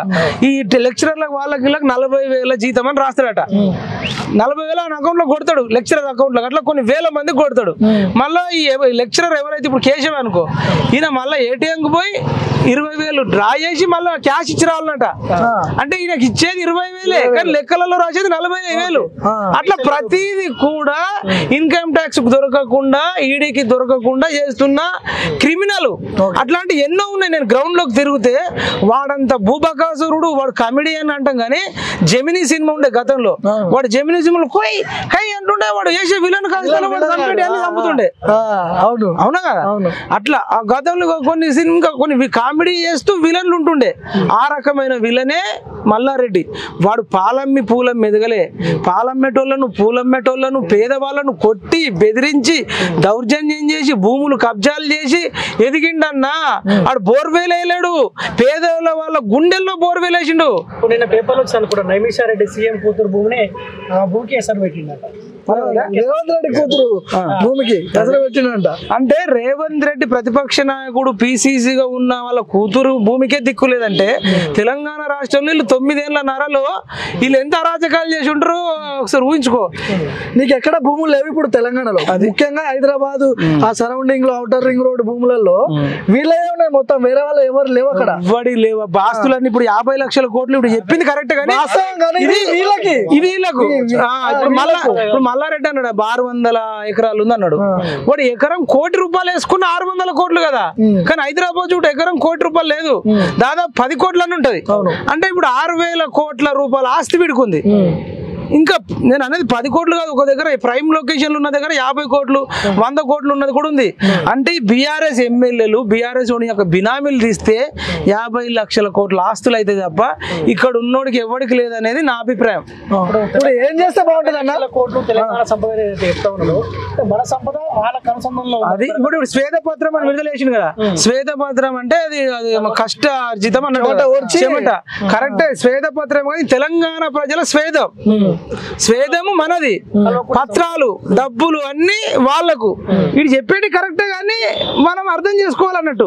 50 లక్షల కోట్ల ఆస్తులు నిజమే కానీ వాళ్ళవి స్వేద పత్రంలో సంపద అవుతున్నాయి. ఇప్పుడు వచ్చిన కాంగ్రెస్ పార్టీ వీళ్ళ మీద చర్యలు ఖచ్చితంగా జరగాల్సిన అవసరం ఉంది. తీసుకోకపోతే ఏం చేయాల్సిన అవసరం ఉంది? ఇప్పుడు ఖచ్చితంగా చర్యలు ఉంటాయి, ఖచ్చితంగా TR జైలు రెడీగా ఉంది. ఎన్నో మాటలు అద్భుతాలు వాక్చాతురంగా చాలా మాటలు మాట్లాడారు కదా. వీళ్ళ మీద సరే సంవత్సరం ఒక టైం ఇద్దాం, ఒక సంవత్సరం టైం ఇద్దాం, సంవత్సరం తర్వాత చర్యలు ఉంటాయా? మరి చట్టం తన పని చేసుకోపోతుంది అంటారు కదా. ఇప్పుడు ఉన్న అధికారుల మీద నా చట్టం వెనకాల ఉండేదే గవర్నమెంట్ కదా. గవర్నమెంట్ సరే గవర్నమెంట్ ఉంటుంది, చట్టమే. కేబినెట్ గానీ ముఖ్యమంత్రి గానీ ఎమ్మెల్యేలు గానీ వాళ్ళు ఏం చేయాల్సిన అవసరం లేదన్నా. ఇప్పుడు వాళ్ళందరూ అధికారులు ఉంటారు కదా, వాళ్ళ పని వాళ్ళు చేసుకోవాలి. నువ్వు ఇమీడియట్ గా నువ్వు ఆదేశాలు ఇచ్చినావు అనుకో, కమిటీ నువ్వు ఆదేశాలు ఇచ్చే క్రిమినల్స్ ఇప్పుడు ఇక్కడ కూడా మర్డర్ చేస్తాడు అనుకో, వాడిని అరెస్ట్ చేయడానికి సంవత్సరం తీసుకోవాలనా?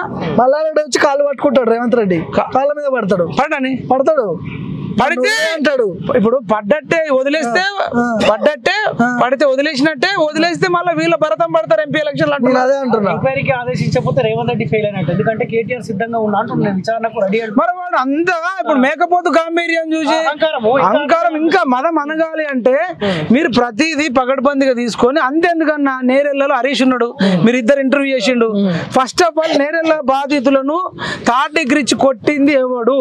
ఆ ఎస్ఐ ఎవడు? ఎస్ఐ రవీంద్రన్ గాని ఎస్పీ విశ్వజిత్ గాని వాళ్ళని పిలిచి ఎంక్వైరీ చేసి లోపటేస్తే దాని వెనకాల కేటీఆర్ ఉండని చెప్తారు. ఆ కేసులో కూడా చేయొచ్చు. రేపు వాళ్ళు వచ్చి ఇందిరా పార్క్ దగ్గర ధర్నా చేస్తుంటారు. వీని మదం పంపాలి. ఇది డెమోక్రసీ కాదు. కల్వకుంట్ల ఫ్యామిలీ అనేది బీఆర్ఎస్ అనేది అది ఫ్యామిలీ పార్టీ, అది డెమోక్రసీ కాదు. కాబట్టి భవిష్యత్తులో బీఆర్ఎస్ అనేది తెలంగాణలో ఉండకూడదు. దే ఆర్ క్రిమినల్స్ అని చెప్తున్నా. అన్న కూడా ఒక మంచి పాట పాడిపిద్దాం.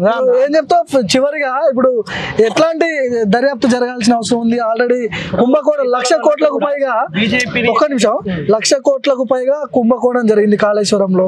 వాస్తవము. 1,00,000 కోట్లు ఎట్లా కక్కిస్తారు వీళ్ళు? రెండో పాయింట్, మరి హైదరాబాద్ చుట్టుపక్కల ఉన్న భూములన్నీ కబ్జా పెట్టిర్రు. బుద్వేలు, కోకాపేట ఒక్కొక్క ఎకరం 100 కోట్లు అంట. ఇవన్నీ ఎట్లా గుంజుతారు వీళ్ళు? లేదంటే వీళ్ళు ఏమైనా కాంప్రమైజ్ అవుతారు? ఇప్పుడు కనుక వీళ్ళు ఏం అరెస్ట్ లేకపోతే వీళ్ళంతా దొంగలు ఊరు పంచుకున్నట్టే. ఇప్పుడు నయం భూములు కూడా ఉన్నాయి, నయం ఆస్తులు ఉన్నాయి. దాని విషయంలో 6,000 కోట్లు ఉన్నాయి, 6,000 కోట్లు ఉన్నాయంట నయం ఆస్తులు. కాంగ్రెస్ పార్టీకి ఓటు ఆయుధం ప్రజల దగ్గర ఉంది కాబట్టి కాంగ్రెస్ పార్టీకి అవకాశం ఇచ్చారు, గవర్నమెంట్ ఫామ్ చేసింది. ఇప్పుడు గవర్నమెంట్ వాళ్ళ చేతితో ఉంది కాబట్టి వాళ్ళు చేయాల్సింది ఏ అక్రమార్కులు అని చెప్పి పదే మనం చెప్పిన కాంగ్రెస్ పార్టీ ప్రభుత్వం చెప్పిందో అక్రమార్కుల పైన విచారణ ఆదేశించాలి, తీసుకుని లోపడేయాలి. నిజమైన గవర్నమెంట్ నిజమైన తెలంగాణ అప్పుడే వస్తుంది. అవును కదా, మరి క్రిమినల్స్ రోడ్ల మీద తిరిగితే వాళ్ళు ఇట్లాంటి క్రిమినల్స్ ఇంకా క్రిమినల్స్ సృష్టిస్తారు. ఒక క్రిమినల్ ఇంకా క్రిమినల్ సృష్టిస్తాడు. 5 ఏళ్లలో ఇంకేం చేయాలి? హరీష్ రావు ఎంత పెద్ద క్రిమినల్. ఇప్పుడు హరీష్ రావు అంత పెద్ద క్రిమినల్ భూమి మీద ఉన్నాడు. 6 అడుగుల బుల్లెట్ కాదు, 6 అడుగుల క్రిమినల్. 1,200 మంది చనిపోవడానికి కారణం హరీష్ రావు. చక్రధర్ గౌడ్ లాంటి వ్యక్తి మీద రేప్ కేసు పెట్టి లోపటేసిండు, చీటింగ్ కేసు పెట్టి లోపటేసిండు. నాకు ఎంతో మంది చెప్తారన్న సిద్దిపేటలో ఎవడు మాట్లాడకూడదు, చీమ చిటుక్కుమన్న హరీష్ రావుకు తెలవాలి. ఒకవేళ మీకు 1000 ఓట్లు ఉన్నాయి మీ ఊర్లే, ఈ 1000 ఓట్లు నాకు పడకపోతే మీ ఊరికి బస్సు రానియా, కరెంట్ రానియా, నీళ్లు రాని అని ఇంత క్రిమినల్ పనులు చేస్తున్నట్టు అనేక మంది బాధితులు. అగ్గిపేట దొరకదు, శ్రీకాంతాచారికి అగ్గిపేట దొరికింది, ఆనాడు ఉద్యమకాలానికి అగ్గిపేట దొరికింది. హరీష్ రావు పుష్కున్న వస్తాడేమో అని చెప్పి ఆయన కంటే ముందు ఇక్కడ చచ్చిపోయాడు. అది 1,200 మందిని చంపిందే హరీష్ రావు. అట్లాంటి క్రిమినల్ ఇంకా అనేక ఆస్తులు సంపాదించుకున్నాడు. అబ్బా అసలు ఎంత ఆస్తులు సంపాదించుకున్నాడు అంటే లెక్కలేని ఆస్తులు ఉన్నాయి. ఇవి ఎట్లా సంపాదించిండు, ఏం వ్యాపారం చేసిండు? కాళేశ్వరం మీద 10,000 కోట్లు. ఫస్ట్ బెనిఫిట్ కోదాడకు పోతే ఫస్ట్ కోదాడ బెనిఫిట్ అంటాడు, నల్గొండ పోతే నల్గొండ, వరంగల్ పోతే కాళేశ్వరం మొదటి ప్రాధాన్యత మీకన్నాడు. కానీ మొదటి బెనిఫిట్, మొదటి లాభం కాళేశ్వరం ఎవరికి పోయిందో తెలుసా? హరీష్ రావుకు పోయింది. తన్నీరు హరీష్ రావుకు పోయింది. ఎందుకంటే మొదటి కమిషన్ ఆయనకి ఇస్తేనే, ఎందుకంటే అప్పుడు నీటిపారుదల శాఖ మంత్రి అయిననే. ఎంత పెద్ద క్రిమినల్. ఈ క్రిమినల్ ను ఫస్ట్ అరెస్ట్ చేయాలి రేవంత్ రెడ్డి గారు. హరీష్ రావే ఫస్ట్ జైలుకు పోవాలి. మీరు అన్నారు కదా బాబా బామ్మర్దులు తన్నుకోలే, మన ప్రజలందరూ తన్నుకునేటట్టు కన్ఫ్యూజ్ చేస్తున్నారు. ఈ మధ్య ఇద్దరు ఇట్లా నడుచుకుంటూ వచ్చి ఇక బాబా బామ్మర్దుల మీద పాట కూడా వచ్చింది. ఈయన ఢిల్లీలో ఒక దళితులను దన్నినప్పటి ఫోటో డోర్ దన్నింది చూపిస్తారు. ఈ కేటీఆర్ అనేటోడు పోలీసులు కూడా ఇట్లా అన్నది చూపిస్తారు. అంటే అదొక హీరోయిజం అనుకుంటున్నారు. ఇప్పటికీ ఇంకా తోపు లెక్క చూపిస్తారు. ఈ హైదరాబాద్ సరౌండింగ్లు ఉన్న ఇప్పుడు ఇంటర్మీడియట్ డిగ్రీ చదువుతున్న ఇంగ్లీష్ మీడియంలో చదువుతున్న వాళ్ళకి ఇవన్నీ విషయాలు తెలియదు. ఇంకా వాళ్ళు మంచోళ్ళు అనుకుంటారు. ఐటీ మినిస్టర్ పోతే ఎటు పోతుంది, ఐటీ ఎటు పోతుంది అట. అసలు ఐటీ కనిపెట్టింది కేటీఆర్ కాదయ్యా, కంప్యూటర్ కనిపెట్టింది హరీష్ రావా? కేటీఆరా? మైక్రోసాఫ్ట్ కనిపెట్టింది కేటీఆరా? అసలు వీనికి ఐటీకి వీనికి ఏం సంబంధం అన్న? నిజాం కాలేజీలో ఆయన చేసిన చదువేంది, ఐటీ ఏంది? శ్రీధర్ బాబు ఇంకా ఈయన చాలా వెల్ ఎడ్యుకేటెడ్. మదన్ మోహన్ రావు అని ఉంటాడు, ఆయన వెల్ ఎడ్యుకేటెడ్. మొన్న ఇల్లారెడ్డిలో గెలిచిండు. కేటీఆర్ ఐటీని డెవలప్ చేయలేదు. ఇంగ్లీష్ బాగా మాట్లాడతాడు, అది చూసి పబ్లిక్ గానీ ఆయన కంటే ఇంగ్లీష్ మాట్లాడేటోళ్ళు చాలా మంది ఉన్నారు డ్యూడ్. అప్పుడప్పుడు కొన్ని కట్అవుట్ చూసి నమ్మేయాలి, కట్అవుట్ చూసి నమ్మాలి. అర్థమైందన్న, చదువుకున్నానికి కేటీఆర్ ఐటీ మంత్రి ఉంటే అయిపోతుండే. ఈయన లేడు, ఏదో అవుతుంది. ఇప్పుడు లేడు. యూట్యూబ్ వస్తలేదా, ఫేస్బుక్ వస్తలేదా, వాట్సాప్ వస్తలేదా? అడుగు, మీకు వస్తలేదా? ఇప్పుడు రాజు పోతే రాజరికం అవుతుంది. 2029 ఎలక్షన్ నాటికి హరీష్ రావు బీఆర్ఎస్ లో ఉండడు నా అంచనా ప్రకారం. కేటీఆర్ పార్టీని మొత్తం ఆగం చేస్తాడు, హ్యాండిల్ చేయలేడు. కేసీఆర్ పగ్గాలు ఇచ్చేస్తాడు, నువ్వు చేసుకోరా, నేను సంపాదించి పెట్టినా నీకు నీ ఇష్టం కానీ వదిలేస్తాడు. నువ్వు పాట పాడాలి. అయితే కేటీఆర్ హ్యాండిల్ చేయలేడు. హరీష్ రావు ఉన్న ఎమ్మెల్యేలను తీసుకొని ఎటో జంప్ అయిపోతాడు. జరిగేది ఇది. పార్టీ బీఆర్ఎస్ అనేది 0 అయిపోతుంది 29. మనమేమంటున్నాం అంటే బీఆర్ఎస్ ఎమ్మెల్యే ఎటు పోడు కాదు, వాళ్ళంతా పోవాల్సింది చెంచల్ కూడా చెర్లపల్లి జైలుకు. హరీష్ రావు అనేటోడు కూడా జైలు ఉండాలి. బీఆర్ఎస్ ఎమ్మెల్యేలు దాదాపు జైలు ఉండాల్సిన వాళ్ళు ఎక్కువ ఉన్నారు. వాళ్ళు జైల్లో లేకుండా వీళ్ళ పార్టీలలోకి వస్తే వీళ్ళని కూడా అనుమానించాల్సి వస్తుంది. ఒకవేళ వాడు కొనాలి అనుకొని కుట్ర చేస్తే ఆ టైంలో అధర్మంతో ఎదుర్కోవాలి, ముళ్ళుతో తీయాలి. కాబట్టి కేసీఆర్ ఒకవేళ ఈ కాంగ్రెస్ ఎమ్మెల్యేలను కొనాలనుకుంటే అప్పుడు వీళ్ళని కొంతకాలం ఉపయోగించుకోవాలి. కానీ తర్వాత కేసీఆర్ ఫ్యామిలీని అయితే జైలేయాలి. ఆ నలుగురు మనకు అవసరం లేదు. ఆ నలుగురు అంత డేంజర్ భూమి మీద ఎవరు లేరు. దానికి అన్ననే 1500 రోజులకు పైగా ఉద్యమం చేసిన అత్యంత కేసీఆర్ బాధితుడు. మరి 10 రోజులు చేసినోడే సాగు నోట్ల తలకాయ పెడితే మీరు 1500 రోజులు 1582 రోజుల 1532 రోజులు నిరవాధిక దీక్ష విత్ కుటుంబంతో చేసిరు. మరి మిమ్మల్ని ఎంత ఖ్యాతించారు? మీ పేరన్నీ ఎవరికన్నా తెలుసా? పరశురామ్ 276 కిలోమీటర్లు నడిచిన ముఖ్యమంత్రి కావాలని 276 కిలోమీటర్లు. తుంగతుర్తి మండలం గుండెపురం గ్రామం ఉంటుంది. గుండెపురం గ్రామంలో శంభులింగేశ్వర స్వామి ఆలయం ఉంటుంది. నాకు శివుడు అంటే ఇష్టము. అక్కడి నుంచి శ్రీశైలం వరకు 276 కిలోమీటర్లు 11 రాత్రులు నా 8 సంవత్సరాల కొడుకు నా భార్య చెప్పులు లేకుండా నడిచినాం. సజీవ సాక్షి ఇప్పుడు నా దగ్గర ఫైల్ కూడా ఉన్నది. నా 1530 రోజుల వెంట్రుకలు కేశఖండన అనేది శ్రీశైలం తీసిన. శివుని మొక్కి మహానుభావుడు ముఖ్యమంత్రి కావాలి, పెంక మీద వేయించుకోవాలి, తెలంగాణ మొత్తం పెంక మీద వేయించుకోవాలని యూట్యూబ్ లో డైరెక్ట్ అడిగి నేను కేసీఆర్ ఉన్నది ఇప్పుడు కాదు ఆ రికార్డు. వెంకటేశ్వర స్వామి దర్శనం అవుతుంది కానీ కేసీఆర్ దర్శనం ప్రగతి భవన్ ఎప్పుడైనా పోయినా? ప్రగతి భవన్ ఆయనకు అవసరం ఉంటే మన ఇంటికి వస్తాడు. అవసరం ఉంటే ఆయన దగ్గర కొన్ని లక్షణాలు ఉన్నాయి. ఆయనకు అవసరం ఉంటే మన ఇంటికి వస్తాడు. మన ఏడు ఉన్న దోలాడుకొని వస్తాడు. ఆయన మన ఇంటికి వచ్చి ఇక్కడ భోజనం అనుకో మన ఇల్లు నాశనమే. ఆయన మన ఆయన నా అనుభవం చూస్తున్నా. అయిపోతుంది మనం పోయి వాళ్ళ ఇంటికి పోతే వాళ్ళు భోజనం పెట్టే మనం తిన్నాం అనుకో నాశనం. ఈ 10 సంవత్సరాల వాస్తవాలు అన్నట్టు అండి. అయితే సరే నువ్వు పాట పాడాలి ప్రోగ్రామ్ ఎండింగ్. అయితే నా బాల్యంలో మాదాల రంగారావు గారి సినిమాలో ఒకటి ఏంటంటే కొంతమంది యువకులు ముందు యుగం దూతలు భావన నవ జీవన బృందావన నిర్మాతలు అని వాళ్ళకు ఉండే. కొంతమంది కుర్రవాళ్ళు పుట్టుకతో వృద్ధులు. ఇప్పుడు వాళ్ళ వైపు నుంచి కూడా ఉన్నారు కుర్రవాళ్ళు, యువకులు ఉన్నారు వాళ్ళ వైపు నుంచి. వాళ్ళు ఎటువంటి గమనిస్తున్నా ప్రతిరోజు నిత్యం చూస్తున్నా. ఫాస్ట్ ఫుడ్ పోవాలి, ఇంత తొడలు ఉంటాయి, నడుగు 2 కిలోల కడ్డలు ఉంటాయి. ఫాస్ట్ ఫుడ్ పోతాడు, తింటాడు, పొద్దుగుందాల ఇస్తాడు, ఇక అంటూ ఉన్నారు వాళ్ళ దిక్కు. ఇక్కడనేమో 50 లక్షల మంది పిల్లలు ఉద్యోగాలు లేక నిరుద్యోగులై బతుకు భారమై కళ్ళల్లో నీళ్లు ఉక్కుతుంటే బాధపడేటువంటి పిల్లలు ఉన్నారు. అయితే ఇంట్లో కూడా చాలా మంది భయపడుతున్నారు. ఎందుకో రాజకీయాలు మాట్లాడాలంటే భయపడుతున్నారు. రాజకీయం అనేది నేరం కాదు. రాజకీయం అనేది లేకపోతే ఈ శరీరానికి ప్రాణం లేదంటూ. శరీరానికి ప్రాణం లేకపోతే శవం కింద సమానం అది. కాబట్టి ప్రతి ఒక్కరు ప్రశ్నించేది నేర్చుకోవాలి. నా విన్నపం, నాకు విన్నపం ఇది. అయితే ఎన్ని పాటలు వస్తాయి మంచి మంచి. అయితే మంచి టైం వచ్చింది. ఇప్పుడు ఇనుమును కాలుస్తే ఉంకుతుంది, లేకపోతే ఇప్పుడు ఆల్రెడీ ఇనుము కాలింది. ఇప్పుడు దీన్ని ఉంచి మనం మొక్కలతో ఇట్లా ఉంచవచ్చు. మంచి టైం వచ్చింది, అదును వచ్చింది. ఇప్పుడు ఇది అదును మొన్న ఎలక్షన్ లో పోయినా ప్రజలందరూ ఏం చేశారంటే ఇనుమును ఉంచారు. నేనైతే నాకు ఆశ కూడా లేకుండా నాకు వంగుతుందో వంగదో ఏమైపోతుందో తెలంగాణ. నా కొడుకు పడుకుంటే నేను ప్రామిస్ చెప్తాను, నా కొడుకు పడుకుంటే వాని ముఖంలో చూసి నేను భయపడేది. నేను రేపు ఏమైతే నా కొడుకు భవిష్యత్తు. కానీ అలా ఇనుము ఎర్ర గాలింది, వంగింది, అదును వచ్చింది. అదను ఇదే తమ్ముడా అందుకో అందుకో, అదను ఇదే తమ్ముడా అందుకో, అదను ఇదే తమ్ముడా అందుకో గుతు పందుకో, తమ్ముడా అందుకో అందుకో, అదను ఇదే చెల్లెలా అందుకో కుతికి అందుకో, చెల్లెలా అందుకో కుతికి అందుకో, అదను ఇదే తమ్ముడా అందుకో గుతుకందుకో, తమ్ముడా అదను ఇదే చెల్లెలా అందుకో కుతికి అందుకో. ఎవరు కుతికి అందుకోవాలి?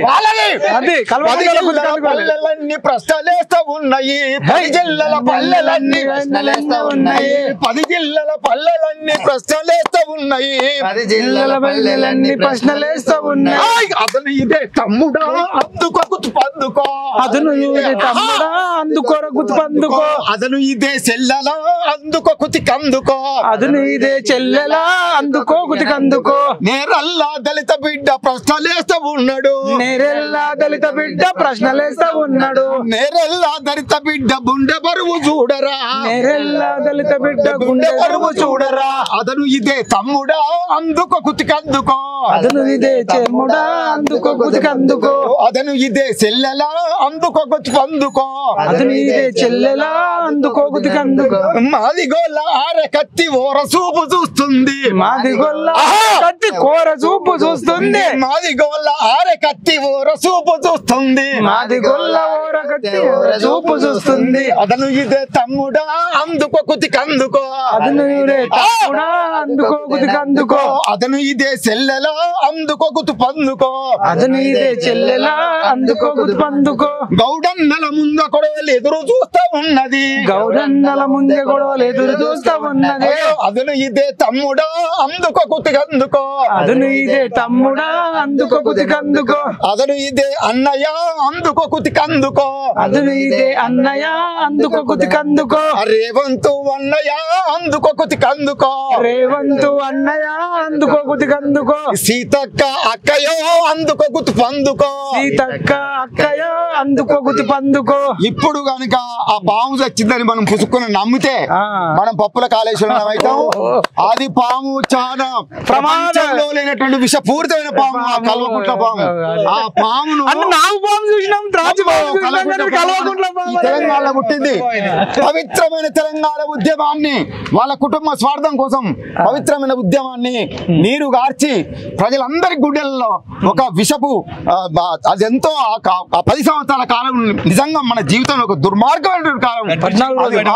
అది నేను పసిగట్టింది ఎప్పుడంటే కేసీఆర్ 500 జీవ తీసి ఎవరికి వాక్సంతత లేకుండా చేసిండో అయ్యాలని అనుకునే జరగబోతుంది ప్రమాదం అని చెప్పి అది ఇప్పటికీ కొనసాగుతూనే ఉన్నది. నిజంగా నేను సిగ్గుపడుతున్నా. 276 కిలోమీటర్ల ఆ కుటుంబంతో కలిసి నేను గుండెపూడి తుమ్మతుర్తి మండలం గుండెపూడి నుంచి శ్రీశైలం వరకు పాదయాత్ర చేసిన. ఇప్పుడు సిగ్గుపడుతున్నా. చెప్పుతోటి కేసీఆర్ కింద తెలంగాణ ఉద్యమం ఇంకా మీరు అబద్ధాలు ఆడితే దానికి విలువ లేదు. ఇక మీరు ఆడకండి, మీరు వేస్ట్ గా మీరు మీ బతుకులే వేస్ట్. మీరు సంపాదించే పైసలు మీరు పెట్టుకుని తగలబడి సాగురు కానీ ఇక మా సమాజాన్ని వదిలిపెట్టి తెలంగాణ సమాజం మా బతుకు మమ్మల్ని బతికేది. తెలంగాణ ఈ మధ్య కాలంలో వచ్చిందన్న నా మనసులో ఉంటే అంతే. ఉద్యమకారుడు వీళ్ళ కోసం సేమ్ అనుకుంది అన్న. నాకైతే రేవంత్ రెడ్డి సీతక్క కుతికి అందుకుంటారు, అందుకోరు. కానీ మనమైతే అందుకుందాం కదా. ఎక్కడ కనబడితే అక్కడ నిరుద్యోగులు అందుకోవాలి. కల్వకుంట్ల కాటీరావు, కటరారావు, హరీష్ రావు, కచరారావు, కవితారావు, ఈ రావులు ఎక్కడ కనబడ్డ కుతికి అందుకోవడం అంటే నిజంగా కుతికి అందుకున్నాడు కాదు. నిలబడి అడగాలి, ఎందుకురా ఇంత దోసుకున్నావు? కవితక్క 20 లక్షల వాచ్ ఎందుకు పెట్టుకున్నావు? ఇప్పుడు ఇక్కడ వాళ్ళకన్నా వాచ్ ఉంది, ఇది ఎంత అన్నాడు వాచ్? 100 రూపాయలు. నువ్వు పుట్టినప్పుడు నీకు వయసు ఎంత? 55 ఏళ్లలో 20 లక్షల వాచ్ పెట్టుకున్న ఆడామని చూసిరా మీరు? 2 కోట్ల కారు లెక్సస్ చూద్దాం. 20 లక్షల వాచ్ అది ఆ కుటుంబానికి చెల్లుబాటు. ఇంకా ఏముంటుంది తెలుసా?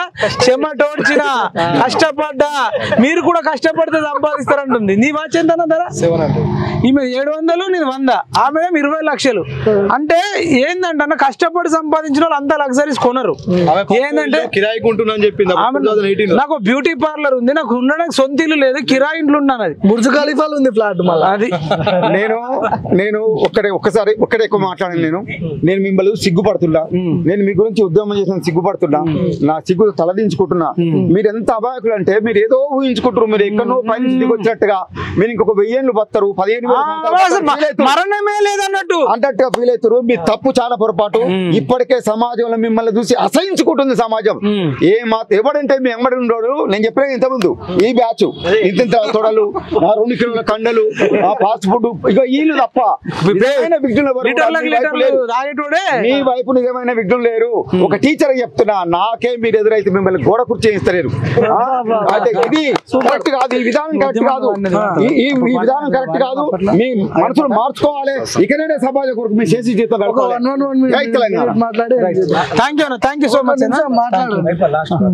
ఒకటే మాటలో చెప్పాలి.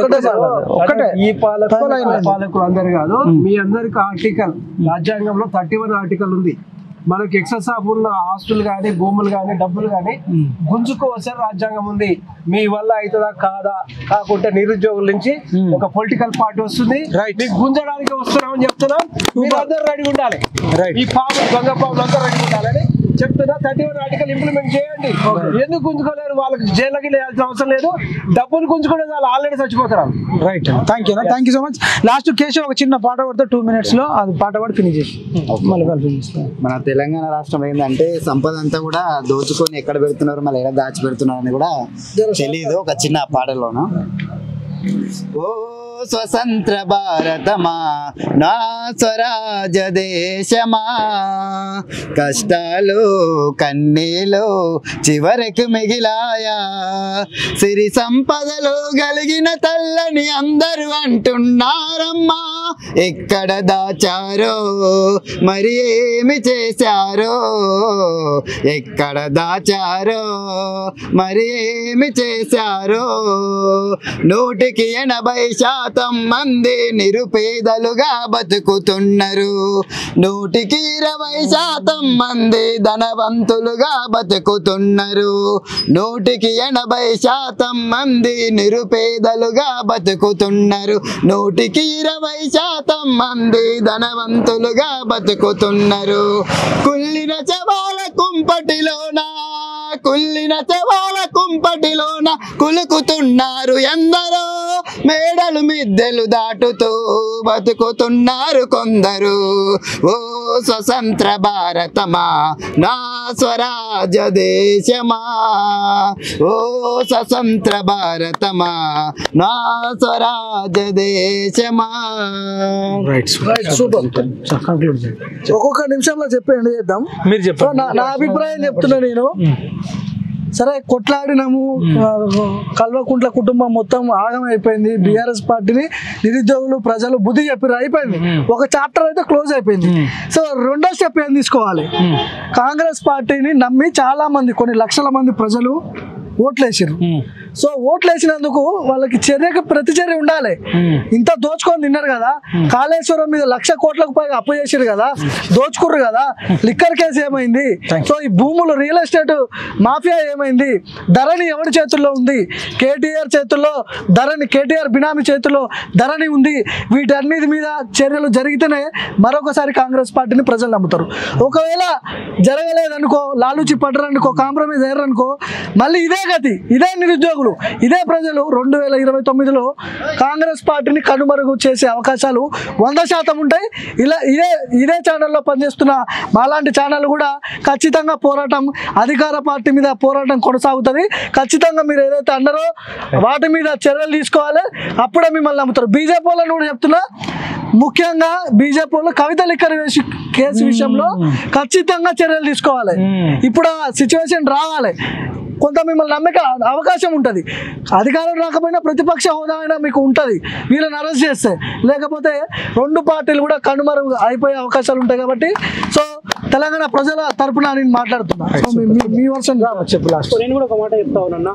సో మీకు అందరూ తెలుసు తెలంగాణ రాష్ట్ర సమాజంలో ముఖ్యంగా సరే ప్రజలకు చెప్పేకాడి చెప్పిన మార్పు అయితే వచ్చింది సో ఏ రిక్వెస్ట్ అయితే మేము ప్రజల ముందు ఉంచినామో సో ఆప్షన్ కాంగ్రెస్ పార్టీ అయితే ఉంది బీజేపీ బీఆర్ఎస్ పార్టీ రెండు ఒకటే అవుతా ఉన్నాయి అని చెప్పి ప్రజలు బలంగా నమ్మిరు మనం కూడా ఎప్పుడైతే ఎవరైతే గెలవబోతా ఉండో వానికే ఓటేయండి వాడు కనుక మీకు అందుబాటులో ఉండకపోతే మీకు ఇచ్చిన హామీలు నెరవేర్చకపోతే వాడిని బట్టలు ఇప్పే కార్యక్రమం మేము తీసుకుంటామని చెప్పినాం సో ప్రజలు కూడా బీఆర్ఎస్ పార్టీ ఎత్తిపోతే ఓడిపోవాలని చెప్పి కాంగ్రెస్ పార్టీ ఆప్షన్ అయింది కాబట్టి కాంగ్రెస్ పార్టీకి ఓటేసిండు సో మేము కాంగ్రెస్ పార్టీ ముఖ్యమంత్రి రేవంత్ రెడ్డి గారికి రిక్వెస్ట్ చేస్తా ఉన్నాం క్యాబినెట్ లో ఉన్న మంత్రులకు ఎమ్మెల్యేలు కూడా రిక్వెస్ట్ చేస్తా ఉన్నాం సో మార్పు ఓటు అనే ఆయుధం పబ్లిక్ దగ్గర ఉంది కాబట్టి ఓటు మీకు వేసిరు మీకు అవకాశం ఇచ్చిరు మీరు చేయాల్సింది తెలంగాణ నిరుద్యోగులు ఉద్యోగులు తెలంగాణ సమాజం సంతోషంగా ఉండాలంటే ఏ కల్వకుట్ల కుటుంబం అయితే తెలంగాణ రాష్ట్ర ప్రజల రక్తాన్ని తాగిందో ఆ కుటుంబం ఒక్కసారి జైలుకు పోతే చూద్దామని ప్రజలు సిద్ధంగా ఉన్నారు ఆ దిశగా మీ అడుగులు ఉండాలి 100 రోజులే టైం ఇస్తాం మీకు 100 రోజుల కంటే ఎక్కువ టైం ఇయ్యం మరో పోరాటం తెలంగాణ రాష్ట్రానికే ఉద్యమాలు చేసుడు అలవాటు కాబట్టి 100 రోజులలో మీ కార్యాచరణలో మీ అడుగులలో మార్పులు లేకపోతే మీరు ఏడగలిసినా మీ మీద తిరుగుబాటు చేస్తాం ప్రజల్ని మరో తరం ఉద్యమాలు చేయడానికి ఖచ్చితంగా ఏ సోషల్ మీడియా అయితే నా కేటీఆర్ అదే అంటాడు యూట్యూబ్ ఛానల్ మేము కట్టడి చేయలేకపోయినాం దాని వల్లనే సోషల్ మీడియా వల్లనే మేము ఓడిపోయినాం అంటాం కదా ఏ సోషల్ మీడియా అయితే కల్వకుట్ల కుటుంబాన్ని రాజకీయంగా పొందబెట్టిందో మీ అడుగులలో కాంగ్రెస్ పార్టీ అడుగులలో మీ కార్యాచరణలో మార్పు రాకపోతే ఖచ్చితంగా రాబోయే రోజులలో ఎంపీ ఎలక్షన్లలోనే మేబీ ఎంపీ ఎలక్షన్లకు 3 నెలలు 4 నెలలు ఉందనుకుంటా ఎంపీ ఎలక్షన్లలో రాజకీయంగా కాంగ్రెస్ పార్టీ ఖచ్చితంగా పొందబెడతాం బీజేపీ చెట్లో కూడా మీ కన్సంలో కొన్ని దర్యాప్తు సంస్థలు పనిచేస్తాయి కాబట్టి లిక్కర్ స్కామ్ లో కల్వకుట్ల కవిత దొంగన దొరణ బయట పెట్టుర్రి మీ చేతిలో కాళేశ్వరం అవినీతి ఏటీఎం లో మారింది అవినీతి చేశారు మీరే బీజేపీ వాళ్ళు చెప్పారు కదా ఎంక్వైరీకి ఆదేశాలు జారీ చేయండి ఒకవేళ ఎంక్వైరీ చేయకపోతే కాంగ్రెస్ పార్టీ చేతిలో ఉండే దర్యాప్తు సంస్థలను మీరు వాడుకోకపోతే బీజేపీ చేతిలో ఉండే దర్యాప్తు సంస్థలు మీరు వాడుకోకపోతే 2 పార్టీలని రాజకీయంగా ఎంపీ ఎలక్షన్లో బొంద పెడతాం, నిరుద్యోగులమే ఒక్కొక్క పార్లమెంట్ పరిధిలో వాళ్ళు నిలబెడతాం, గెలిపించుకునే బాధ్యత మేమే తీసుకుంటాం. రేవంత్ రెడ్డి నీ అడుగులలో మార్పులు రావాలి. మీ కాంగ్రెస్ పార్టీ 6 గ్యారెంటీలు చూసి ఒక్క ఓటు కూడా వదలే మార్పు రావాలని కోరుకున్నాం. ఆప్షన్ మీ కాంగ్రెస్ పార్టీ అయింది కాబట్టి మీకు ఓటేస్తాం. మీకు ఎందుకు ఓటేస్తాం అంటే వీళ్ళు అవినీతి పైన చర్యలు తీసుకోవాలని, అందుకే ప్రజలు ఓటేశారు. అవినీతి పైన చర్యలు తీసుకోకపోతే 100 రోజులలో మరో పోరాటం ఖచ్చితంగా శ్రీకారం చుట్టబోతాం. రేవంత్ రెడ్డి పెద్ద పోరాటం ఏం చేయలేదు, మనం చేసినాం. తెలంగాణ నిరుద్యోగులు చేసినారు, మన పోరాటాల వల్ల ఆయన ముఖ్యమంత్రి అయ్యిండు. పెద్ద పోరాటం చేసి ఇప్పుడు ఏం చేయలేదు. భార్గవ్ మనం చెప్పింది కదా, స్వయాన ఓడిపోయిన కేటీఆర్ చెప్పిండు అబ్బా. 3 కారణాలు చెప్పిండు. ఒకటి ఉద్యోగులు, మేము దేశంలోని అందరికంటే ఎక్కువ జీతాలు ఇచ్చినా మాకు ఉద్యోగాలు మాకు దూరం అయ్యారు. నిరుద్యోగులు, అందరికంటే ఎక్కువ ఉద్యోగాలు ఇచ్చినా మాకు దూరం అయ్యారు అని చెప్పిండు. అంటే పచ్చి అబద్ధాలు కానీ ఆయన ఆన్సర్లు చెప్తున్నాం. ఉద్యోగులు, నిరుద్యోగులు, యూట్యూబర్లు, ఈ ముగ్గురు కలిసి మమ్మల్ని కథం చేసిర్రు, మేము వాళ్ళని కంట్రోల్ చేయలేమంటారు. కానీ రేవంత్ రెడ్డి మమ్మల్ని ఓడించిండు అనట్లే, శత్రువే ఒప్పుకున్నాడు అబ్బా, ఎవరు ఓడించిర్రు. కాబట్టి ఇలా సీఎం రేవంత్ కూడా ఆ క్లారిటీలో ఉండాలి. అవును అన్నాడు, ఆయన కూడా అన్నలే. 30 లక్షల నిరుద్యోగుల పోరాటము తర్వాత ప్రజల ఆశీర్వాదం అన్నాడు. కానీ ఆయన నోటి నుంచి యూట్యూబర్లను వస్తలే. కానీ రేవంత్ రెడ్డి గారు మీరు గుర్తించకపోయినా ప్రజల గుండెల్లో కాలోజీ టీవీ కానీ, మన తొలి వెలుగు కానీ, పిఎంఆర్ టీవీ కానీ, జిఎస్ఆర్ టీవీ కానీ, ఎక్స్రే టీవీ కానీ, వైఆర్ టీవీ కానీ, టీఆర్ టీవీ కానీ, ఓకే టీవీ కానీ, లెజెండ్ టీవీ కానీ, ఇట్లాంటి ఛానల్స్ అన్ని ప్రాణాలకు తెగించి ప్రజలలోకి పోయినాం. ఇవాళ ఎక్కడన్నా ఒక ఆప్షన్ పెడదాం. ఆప్షన్ ఏ, మనం పోల్ పెట్టాలా రేపు అన్ని ఛానళ్లలో. ఆప్షన్ ఏ, బీఆర్ఎస్ నాయకుల ముఖాలు చూసి ఓటేసినాం కాంగ్రెస్ కు. ఆప్షన్ బి, ఉద్యోగులు, నిరుద్యోగులు ప్లస్ సోషల్ మీడియా, ఈ మూడింటిని చూసి ఓటేసినాం అని పెడితే దేనికి ఎక్కువ పోల్ వస్తుందో అదే మనము నిర్ణయించుకోవచ్చు. కాబట్టి అన్ని ఛానళ్లు దయచేసి ఆప్షన్ పెట్టాలి. కాంగ్రెస్ పార్టీ అధికారంలోకి రావడానికి అత్యంత కీలక పాత్ర వహించింది క్రింది వాణిలో ఎవరు? Option A, Revanth Reddy plus BRS Congress నాయకులు. ఆప్షన్ బి, ఉద్యోగులు ప్లస్ నిరుద్యోగులు ప్లస్ సోషల్ మీడియా. మీరే ఆప్షన్ ఇవ్వండి. దానివల్ల ఇది ఎందుకు చెప్తున్నామంటే, ఇది మీకు సీఎం జాబ్ ఇచ్చిన మేమందరం కలిసి నీకు సీఎం జాబ్ ఇచ్చినాం కాబట్టి ఆ అవినీతి పరులను లోపటేయాలి, నిరుద్యోగులకు ఉద్యోగాలు వేయాలి, జీవో 46 మీద చర్చలు జరపాలి. ఇంకా రైతు బంధు వస్తలేదని మాకు ఫోన్లు వస్తున్నాయి. ఆ రైతు బంధుకు సంబంధించి వెంటనే ఒక స్పష్టమైన హామీ ఇవ్వాలి. 4 రోజులలో వేస్తారా, వారం రోజులలో వేస్తారా అనేది వీళ్ళకి అడుగుతూ భవిష్యత్తులో మనకు క్లారిటీ ఉంది. భార్గవ్, ఏంటంటే ఈ పార్టీ ఫిరాయింపుల మీద మెయిన్ గా ఈ కాంగ్రెస్ పార్టీకి డిమాండ్ చేస్తున్నాం. మిమ్మల్ని అందరినీ గెలిపించిన వ్యక్తులు పార్టీ కొట్టడం కాదు కానీ అది స్లోగన్ ఇచ్చినప్పటికి కూడా ఇవ్వాలి. దాన్ని మనం కంట కనిపెడుతూనే కాంగ్రెస్ పార్టీ రేపు జాతీయ లెవెల్ ఎలక్షన్లు అప్పుడు చెప్పాలి. పార్టీ ఫిరాయింపుల చట్టం కింద ఎవడన్నా పార్టీ మారితే అది స్పీకర్ కు కాకుండా అధికారం హైకోర్టుకో సుప్రీంకోర్టుకో పెట్టి, హైకోర్టుకు సుప్రీంకోర్టుకు ఎన్నికల కమిషన్ కు పెట్టడం వల్ల పెట్టి ఇప్పుడు మనం డైరెక్ట్ గా స్పీకర్ కి ఇచ్చిన మనకు అధికారం. ఈ అధికార పార్టీ వాడు కూర్చోమంటే కూర్చుంటాడు, నిలబడమంటే నిలబడతాడు. గతంలో పోచారం శ్రీనివాస్ రెడ్డిని చూసినాం. ఒక్కొన్న సస్పెండ్ చేసిండా, ఒక్కొన్న పార్టీ మారిన ఏమైనా చేసిండా, ఎటువంటి చర్య తీసుకోలేడు. కాబట్టి దీన్ని హైకోర్టు కన్నా వెళ్ళేటట్టు రేపు భవిష్యత్తులో వాడు ఎవడన్నా పార్టీ మారితే వాడిని జైలు వేయాలి, వాని కుటుంబ సభ్యులను జైలు వేయాలి, వాని ఆస్తులు కూడా జప్తు చేయాలి. ఈ రకమైన చట్టాలకు మనం కృషి చేయాలి. ఆ రకంగా చేద్దామని తెలియజేస్తూ నిరుద్యోగులందరూ కూడా ఇంకొక కంట కనిపెడుతూ భవిష్యత్తులో మంచి సంస్కరణలు తీసుకొచ్చుకోవాలి. మీరు మీ స్వార్థం కోసము ఆ పటాసో జబర్దస్తో బిగ్ బాస్ చూసుకుంటా ఉంటే రాజకీయ నాయకులు కల్వకుంట్ల ఇప్పుడు కొత్త పాము క్రియేట్ అయింది. కల్వకుంట్ల పాము అంట, నాగుపాము, త్రాచు పాము లాగా కల్వకుంట్ల పాములు తయారైనాయి, రాజకీయ పాములు ఎక్కువైనాయి. కాబట్టి కుటుంబాలు మాకెందుకులే అంటే మొత్తం దోసుకుంటారు. కాబట్టి ప్రజలందరూ, ఉద్యోగులందరూ, నిరుద్యోగులందరూ ఒక కంట కనిపెడుతూ భవిష్యత్తులో అనేక చట్టాలు రావాలి. ఈ రేపు నిజంగా ఎమ్మెల్యే ఎంపీలకు పోటీ చేసేటోడికి కూడా రిటర్న్ ఎగ్జామ్ ఉండాలి. Long jump, high jump, running లాంటిది ఎంతో కొంత పెట్టాలి, ఎంతో కొంత పెట్టాలి. అర్హత పెట్టాలి. వానికి ఎందుకన్నా అర్హత పెట్టొద్దు, వానికి అర్హత పెట్టాలి. ఇది చేయాలి. తర్వాత ఎవడైనా సరే 2 సార్ల కంటే ఎక్కువ అవకాశం ఇవ్వద్దబ్బా. బాగా బలిసిపోతారు. 5 సార్లు 10 సార్లు గెలిచి మన నెత్తి మీద కూర్చుంటారు.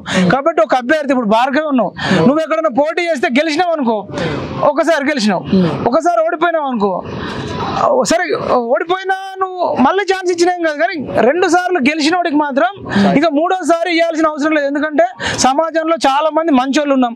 అమెరికాలో ఉన్నట్టు 4 ఏళ్ళకే ఎన్నికలు రావాలపో, 5 ఏళ్ళు అన్నసరికి ఒక్కొక్కడికి కొమ్ములు ఎక్కిపోతున్నాయి, ఆకాశానికి ఎక్కుతున్నాయి, అహంకారానికి ఎక్కుతున్నాయి. కాబట్టి మనం భవిష్యత్తులో ఈ చట్టాల దిశగా పనిచేయాలి, 4 ఏళ్ళే పెట్టాలి. ఈవెన్ ఓటర్లకు కూడా ఎగ్జామ్ పెట్టే రోజులు రావాలి. మీ ఎమ్మెల్యే అభ్యర్థి ఎవరంటే చెప్తలేరన్నా, మా ఆయనకు తెలుసు అంటే ఆయన మరి వాడు తాగిన దగ్గర ఎవరికి వేస్తాడో తెలియదు, వాడు ఎవరికి చెప్తే వాడికి వేస్తే వాడు 2 క్వార్టర్లు ఇస్తే సార్ మంచోడు 2 కిలోల మటన్ పంపించిండు, 2 ఫుల్ బాటిల్ పంపిండు గుద్దు. నేను అనేది ఏంటంటే అన్న, మనము డ్రైవింగ్ ఉందనుకో, బస్సు ఎక్కుతావు, బస్సు డ్రైవర్ కు డ్రైవింగ్ వచ్చిన డ్రైవింగ్ ఎక్కితే మంచిగా ఉంటుంది, నడపరానోడి బస్సు ఎక్కితే ఎట్లుంటది? లైసెన్స్ ఉండాలి, నడపచ్చినోడు ఉంటే మంచిగా ఉంటుంది, నడపరానోడు ఉంటే బాగుంటుంది. నీకు బ్రేక్ ఎక్కడ ఉంటుందో తెలియదు, క్లచ్ ఎక్కడ ఉంటుందో తెలియదు, స్టీరింగ్ ఎక్కడ ఉంటుందో తెలియదు, కూర్చునే పెట్టినా అనుకో, అట్లాంటి బస్సు నడిపిమంటే ఏం జరుగుతుంది చెప్పు? వెనకాల 50 మంది కూర్చున్నారు అనుకో, ఏం జరుగుతుంది మీరు చెప్పండి? ప్రమాదం జరిగితే ఏమైతుంది అంటే బస్సులో ఉన్న 50 మందే చచ్చిపోతారు. సరైన డ్రైవర్ లేకపోతే 50 మంది చచ్చిపోతారు అన్న. విమానం ఎక్కినప్పుడు సరైన పైలట్ లేకపోతే విమానం కూలిపోతుంది, 4 కార్లు ఎక్కితే కూలిపోతుంది. అట్లాంటిది ఓటర్కు తెలివి లేని ఓటర్ ఓటేస్తే వచ్చేటోళ్ళు కల్వకుంట్ల ఫ్యామిలీ లాంటి వాళ్ళు వస్తారు కదా, వాడు ఏమంటుండు బాజాబ్తా, నాకు నిరుద్యోగుల ఓట్లు వద్దు, వృద్ధుల ఓట్లు ముద్దు, వితంతువుల ఓట్లు ముద్దు, వాళ్ళకు ఒక 2000 ఇస్తాము, అంటే వాడికి కావాల్సింది అన్ఎడ్యుకేటెడ్. అందుకనే ఈ వ్యవస్థ క్రిమినల్స్ ను తయారు చేస్తుంది, క్రిమినల్ లీడర్లను తయారు చేస్తుంది. కాబట్టి మనం భవిష్యత్తులో ఫిల్టర్ చేయాలి, ఓటర్లకు కూడా ఎగ్జామ్ పెట్టాలి, ఓటు వేయించుకునే నాయకులకు కూడా ఎగ్జామ్ పెట్టాలి. చిన్న కానిస్టేబుల్ కి ఎగ్జామ్ పెట్టినప్పుడు కానిస్టేబుల్ దగ్గర ఎటువంటి అధికారాలు ఉన్నాయన్న? కానిస్టేబుల్ కి ఎగ్జామ్ పెట్టినప్పుడు ముఖ్యమంత్రికి ఎందుకు పెట్టొద్దు, ఎమ్మెల్యేకి ఎందుకు పెట్టొద్దు అని మనం ఉస్మానియా యూనివర్సిటీ ఆర్ట్స్ కాలేజ్ గా ఇది మొదలు పెడుతున్నాం. రేపు తెలంగాణ నిరుద్యోగ రక్షణ చేసి పెట్టినట్టే భారత రక్షణ సంఘం అనో భారత రక్షణ సంఘం పెట్టి ఇవన్నీ సంస్కరణలు చేస్తేనే మారుతాయి. కానీ వెళ్ళినోడు నామినేషన్ ప్రభుత్వ స్కూళ్ళల్లో వాడి పిల్లల్ని చదివిపిస్తేనే వాడు ఎమ్మెల్యేకి పోటీ చేయాలి. చదివించకపోతే అప్లికేషన్ తీసి వాడు ముఖానికి కొట్టాలి, వాడికి రోగం వస్తే ప్రభుత్వ హాస్పిటల్లోకి పోవాలి, లేకపోతే ముఖంగా అప్లికేషన్ పెట్టాలి. ఎందుకంటే ప్రభుత్వం నమ్మేటోడే ఇప్పుడు తుంటిరిగినోడు గాంధీ హాస్పిటల్కే పోలేడు, యశోద హాస్పిటల్కి పోయినాడు, వాడికి ఏం ప్రేమ ఉంటుంది అన్న? కాబట్టి దుర్మార్గులకు ఎగ్జామ్ పెట్టాలి.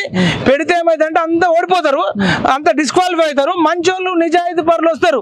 ఎన్నికలు కూడా డబ్బున్నోడు మీదకి వెళ్ళి నడుస్తుంది, విజ్ఞానం ఉన్నోడు మంచితనంతో నడుస్తలే. కాబట్టి రాసే పరిస్థితి లేదు. వాడు పెట్రోల్ కార్లలో ఇవన్నీ పెట్టినా కార్లలో పెట్రోల్ పంపించుకోవడానికే మాకు డబ్బులు ఉంటాయి. ఎమ్మెల్యేకి ఎట్లా పోటీ చేయాలన్నా? మాకు నాలెడ్జ్ ఉన్నప్పుడు జీవో 46 అంటే తెలియనోడు కూడా ఇలా అసెంబ్లీలు ఉన్నారు, మాకు తెలుసు. కానీ 4 కార్లు రెంట్కు తీసుకోలేము, డ్రైవర్లను పెట్టుకోలేము, అందులో డీజిల్ పెట్రోల్ పోపియలేము. కాబట్టి తెలివి లేక కాదు మేము రాజకీయాల్లోకి రావడం లేదు, తెలివి ఉండి డబ్బు లేకపోవడం వల్ల రాలేకపోతున్నాం.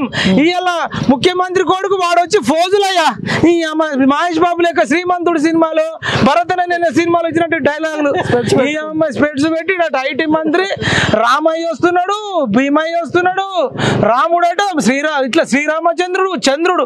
వాడు ఒక్కొక్క పాటకు 5 లక్షలు 10 లక్షలు అవుతాయి. మనం పాట వేయించుకోలేం, రాపించుకోలేం, పాడిపించుకోలేం, ఆ మ్యూజిక్ ఇప్పించుకోలేం. వాడేం చేస్తుండే అంత అవినీతి సొమ్ము, ఇసుక దోపిడీ, భూముల దోపిడీ, వజ్రాల దోపిడీ, బంగారం దోపిడీ, ఇవన్నీ వేసి 10 లక్షలు 20 లక్షలు పెట్టి మంచి మంచి రైటర్లతోని సింగర్లతోని అదరని పెదరని గుండె అతాడట. వాడు అదురుడు పెదరుడు కాదు, అంత దొంగల పూట తయారైపోయి నయం కానీ 4000 భూములన్నీ కొట్టేసి డబ్బున్నోడే పాటలు రాపించుకుంటుండు, డబ్బున్నోడే కార్లు కొంటుండు, వాడు విమానాలలో సుడిగాలి పర్యటన చేస్తాడు. మనం ఆర్టీసీ బస్ ఎక్కి మోటివేషన్ చేయాల్సిన పరిస్థితి, లాస్ట్ కాస్తే ముసలిలో కాళ్ళు కూడా మొక్కాల్సిన పరిస్థితి వచ్చింది. ఆ దేవుడి దయ వల్ల పంచభూతాల వల్ల ఆ కల్వకుంట్ల ఫ్యామిలీ చచ్చిపోలే. ఆ ఫ్యామిలీ ఆ పాములను నడుం మీద కొట్టినాం, నడుము ఇరిగిపోయింది, కానీ మూతి కూరలు అట్లనే ఉన్నాయి. ఆ కూరలన్నీ తీసేయాలంటే ఆ కల్వకుంట్ల ఫ్యామిలీ రాజకీయాల నుంచి తప్పుకుంటేనే ఈ తెలంగాణకి ఏమన్నా మంచి జరుగుతుంది. కానీ వాడు రేపు నిరుద్యోగులను వచ్చి రెచ్చగొడతాడు, మళ్ళీ హరీష్ రావు వచ్చి పెట్రోల్ మీద పోసుకుంటాడు, వాడికి మళ్ళీ అగ్గిపెట్ట దొరకదు, వాడు మళ్ళీ డేంజరస్ క్యాండిడేట్. ఈసారి కవిత కూడా వచ్చి పెట్రోల్ పోసుకుంటుంది, కేటీఆర్ పోసుకుంటాడు, కేసీఆర్ కూడా పెట్రోల్ పోసుకుంటారు. కాబట్టి నా నిరుద్యోగుల తమ్ముళ్లకు చెప్తున్నా, 100 కోట్ల కన్నా 100 కిలోల బంగారం కన్నా కన్నా, వజ్రాల కన్నా, కలెక్టర్ జాబ్ కన్నా, ముఖ్యమంత్రి పదవి కన్నా నీ తల్లికి తండ్రికి నీ ప్రాణం ముఖ్యమైనది కాబట్టి ఎవరు సూసైడ్ చేసుకోవద్దు అని చెప్పి తెలియజేస్తూ ఈ వీడియోని అందరికి షేర్ చేయండి. మీరు కెమెరాలు ఇదంతా తిప్పండి. ఇక్కడ ఉన్న వాళ్ళే రేపు భారతదేశాన్ని నిర్మించే వ్యక్తులుగా. కెమెరాలు చూస్తే పాము కదా, ఇటు చూడు పామా, కల్వకుంట్ల ఫ్యామిలీకే భయపడరు, మాకు భయపడతారా? ఇక్కడ ఉండేటోళ్ళే దేశాన్ని నిర్మించాలి. నిర్మిద్దామా దేశాన్ని, రక్షిద్దామా భారతదేశాన్ని, సంస్కరణలు తెద్దామా, చట్టాలు తెద్దామా. మరి అదే మళ్ళీ పోయి పటాలు చూస్తారా? రేవంత్ రెడ్డి కొందరు టైమే కదా అక్కడ ఉంది. సరే సరే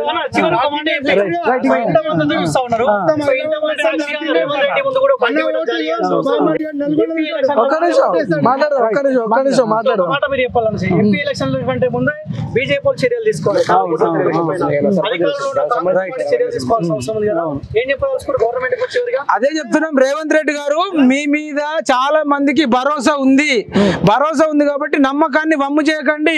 కేసీఆర్ తెలంగాణ ఉద్యమం చేసిన సాగు నోట్లే తలకాయ పెట్టిన తెలంగాణ నిరుద్యోగులు క్షమించలేదు, ఉద్యోగులు క్షమించలేదు, యూట్యూబ్ ఛానల్ క్షమించలేదు.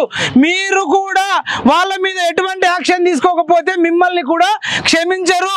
మీ రాజకీయ నాయకులు ఒక్కొక్కటి అనేది అయిపోతుంది.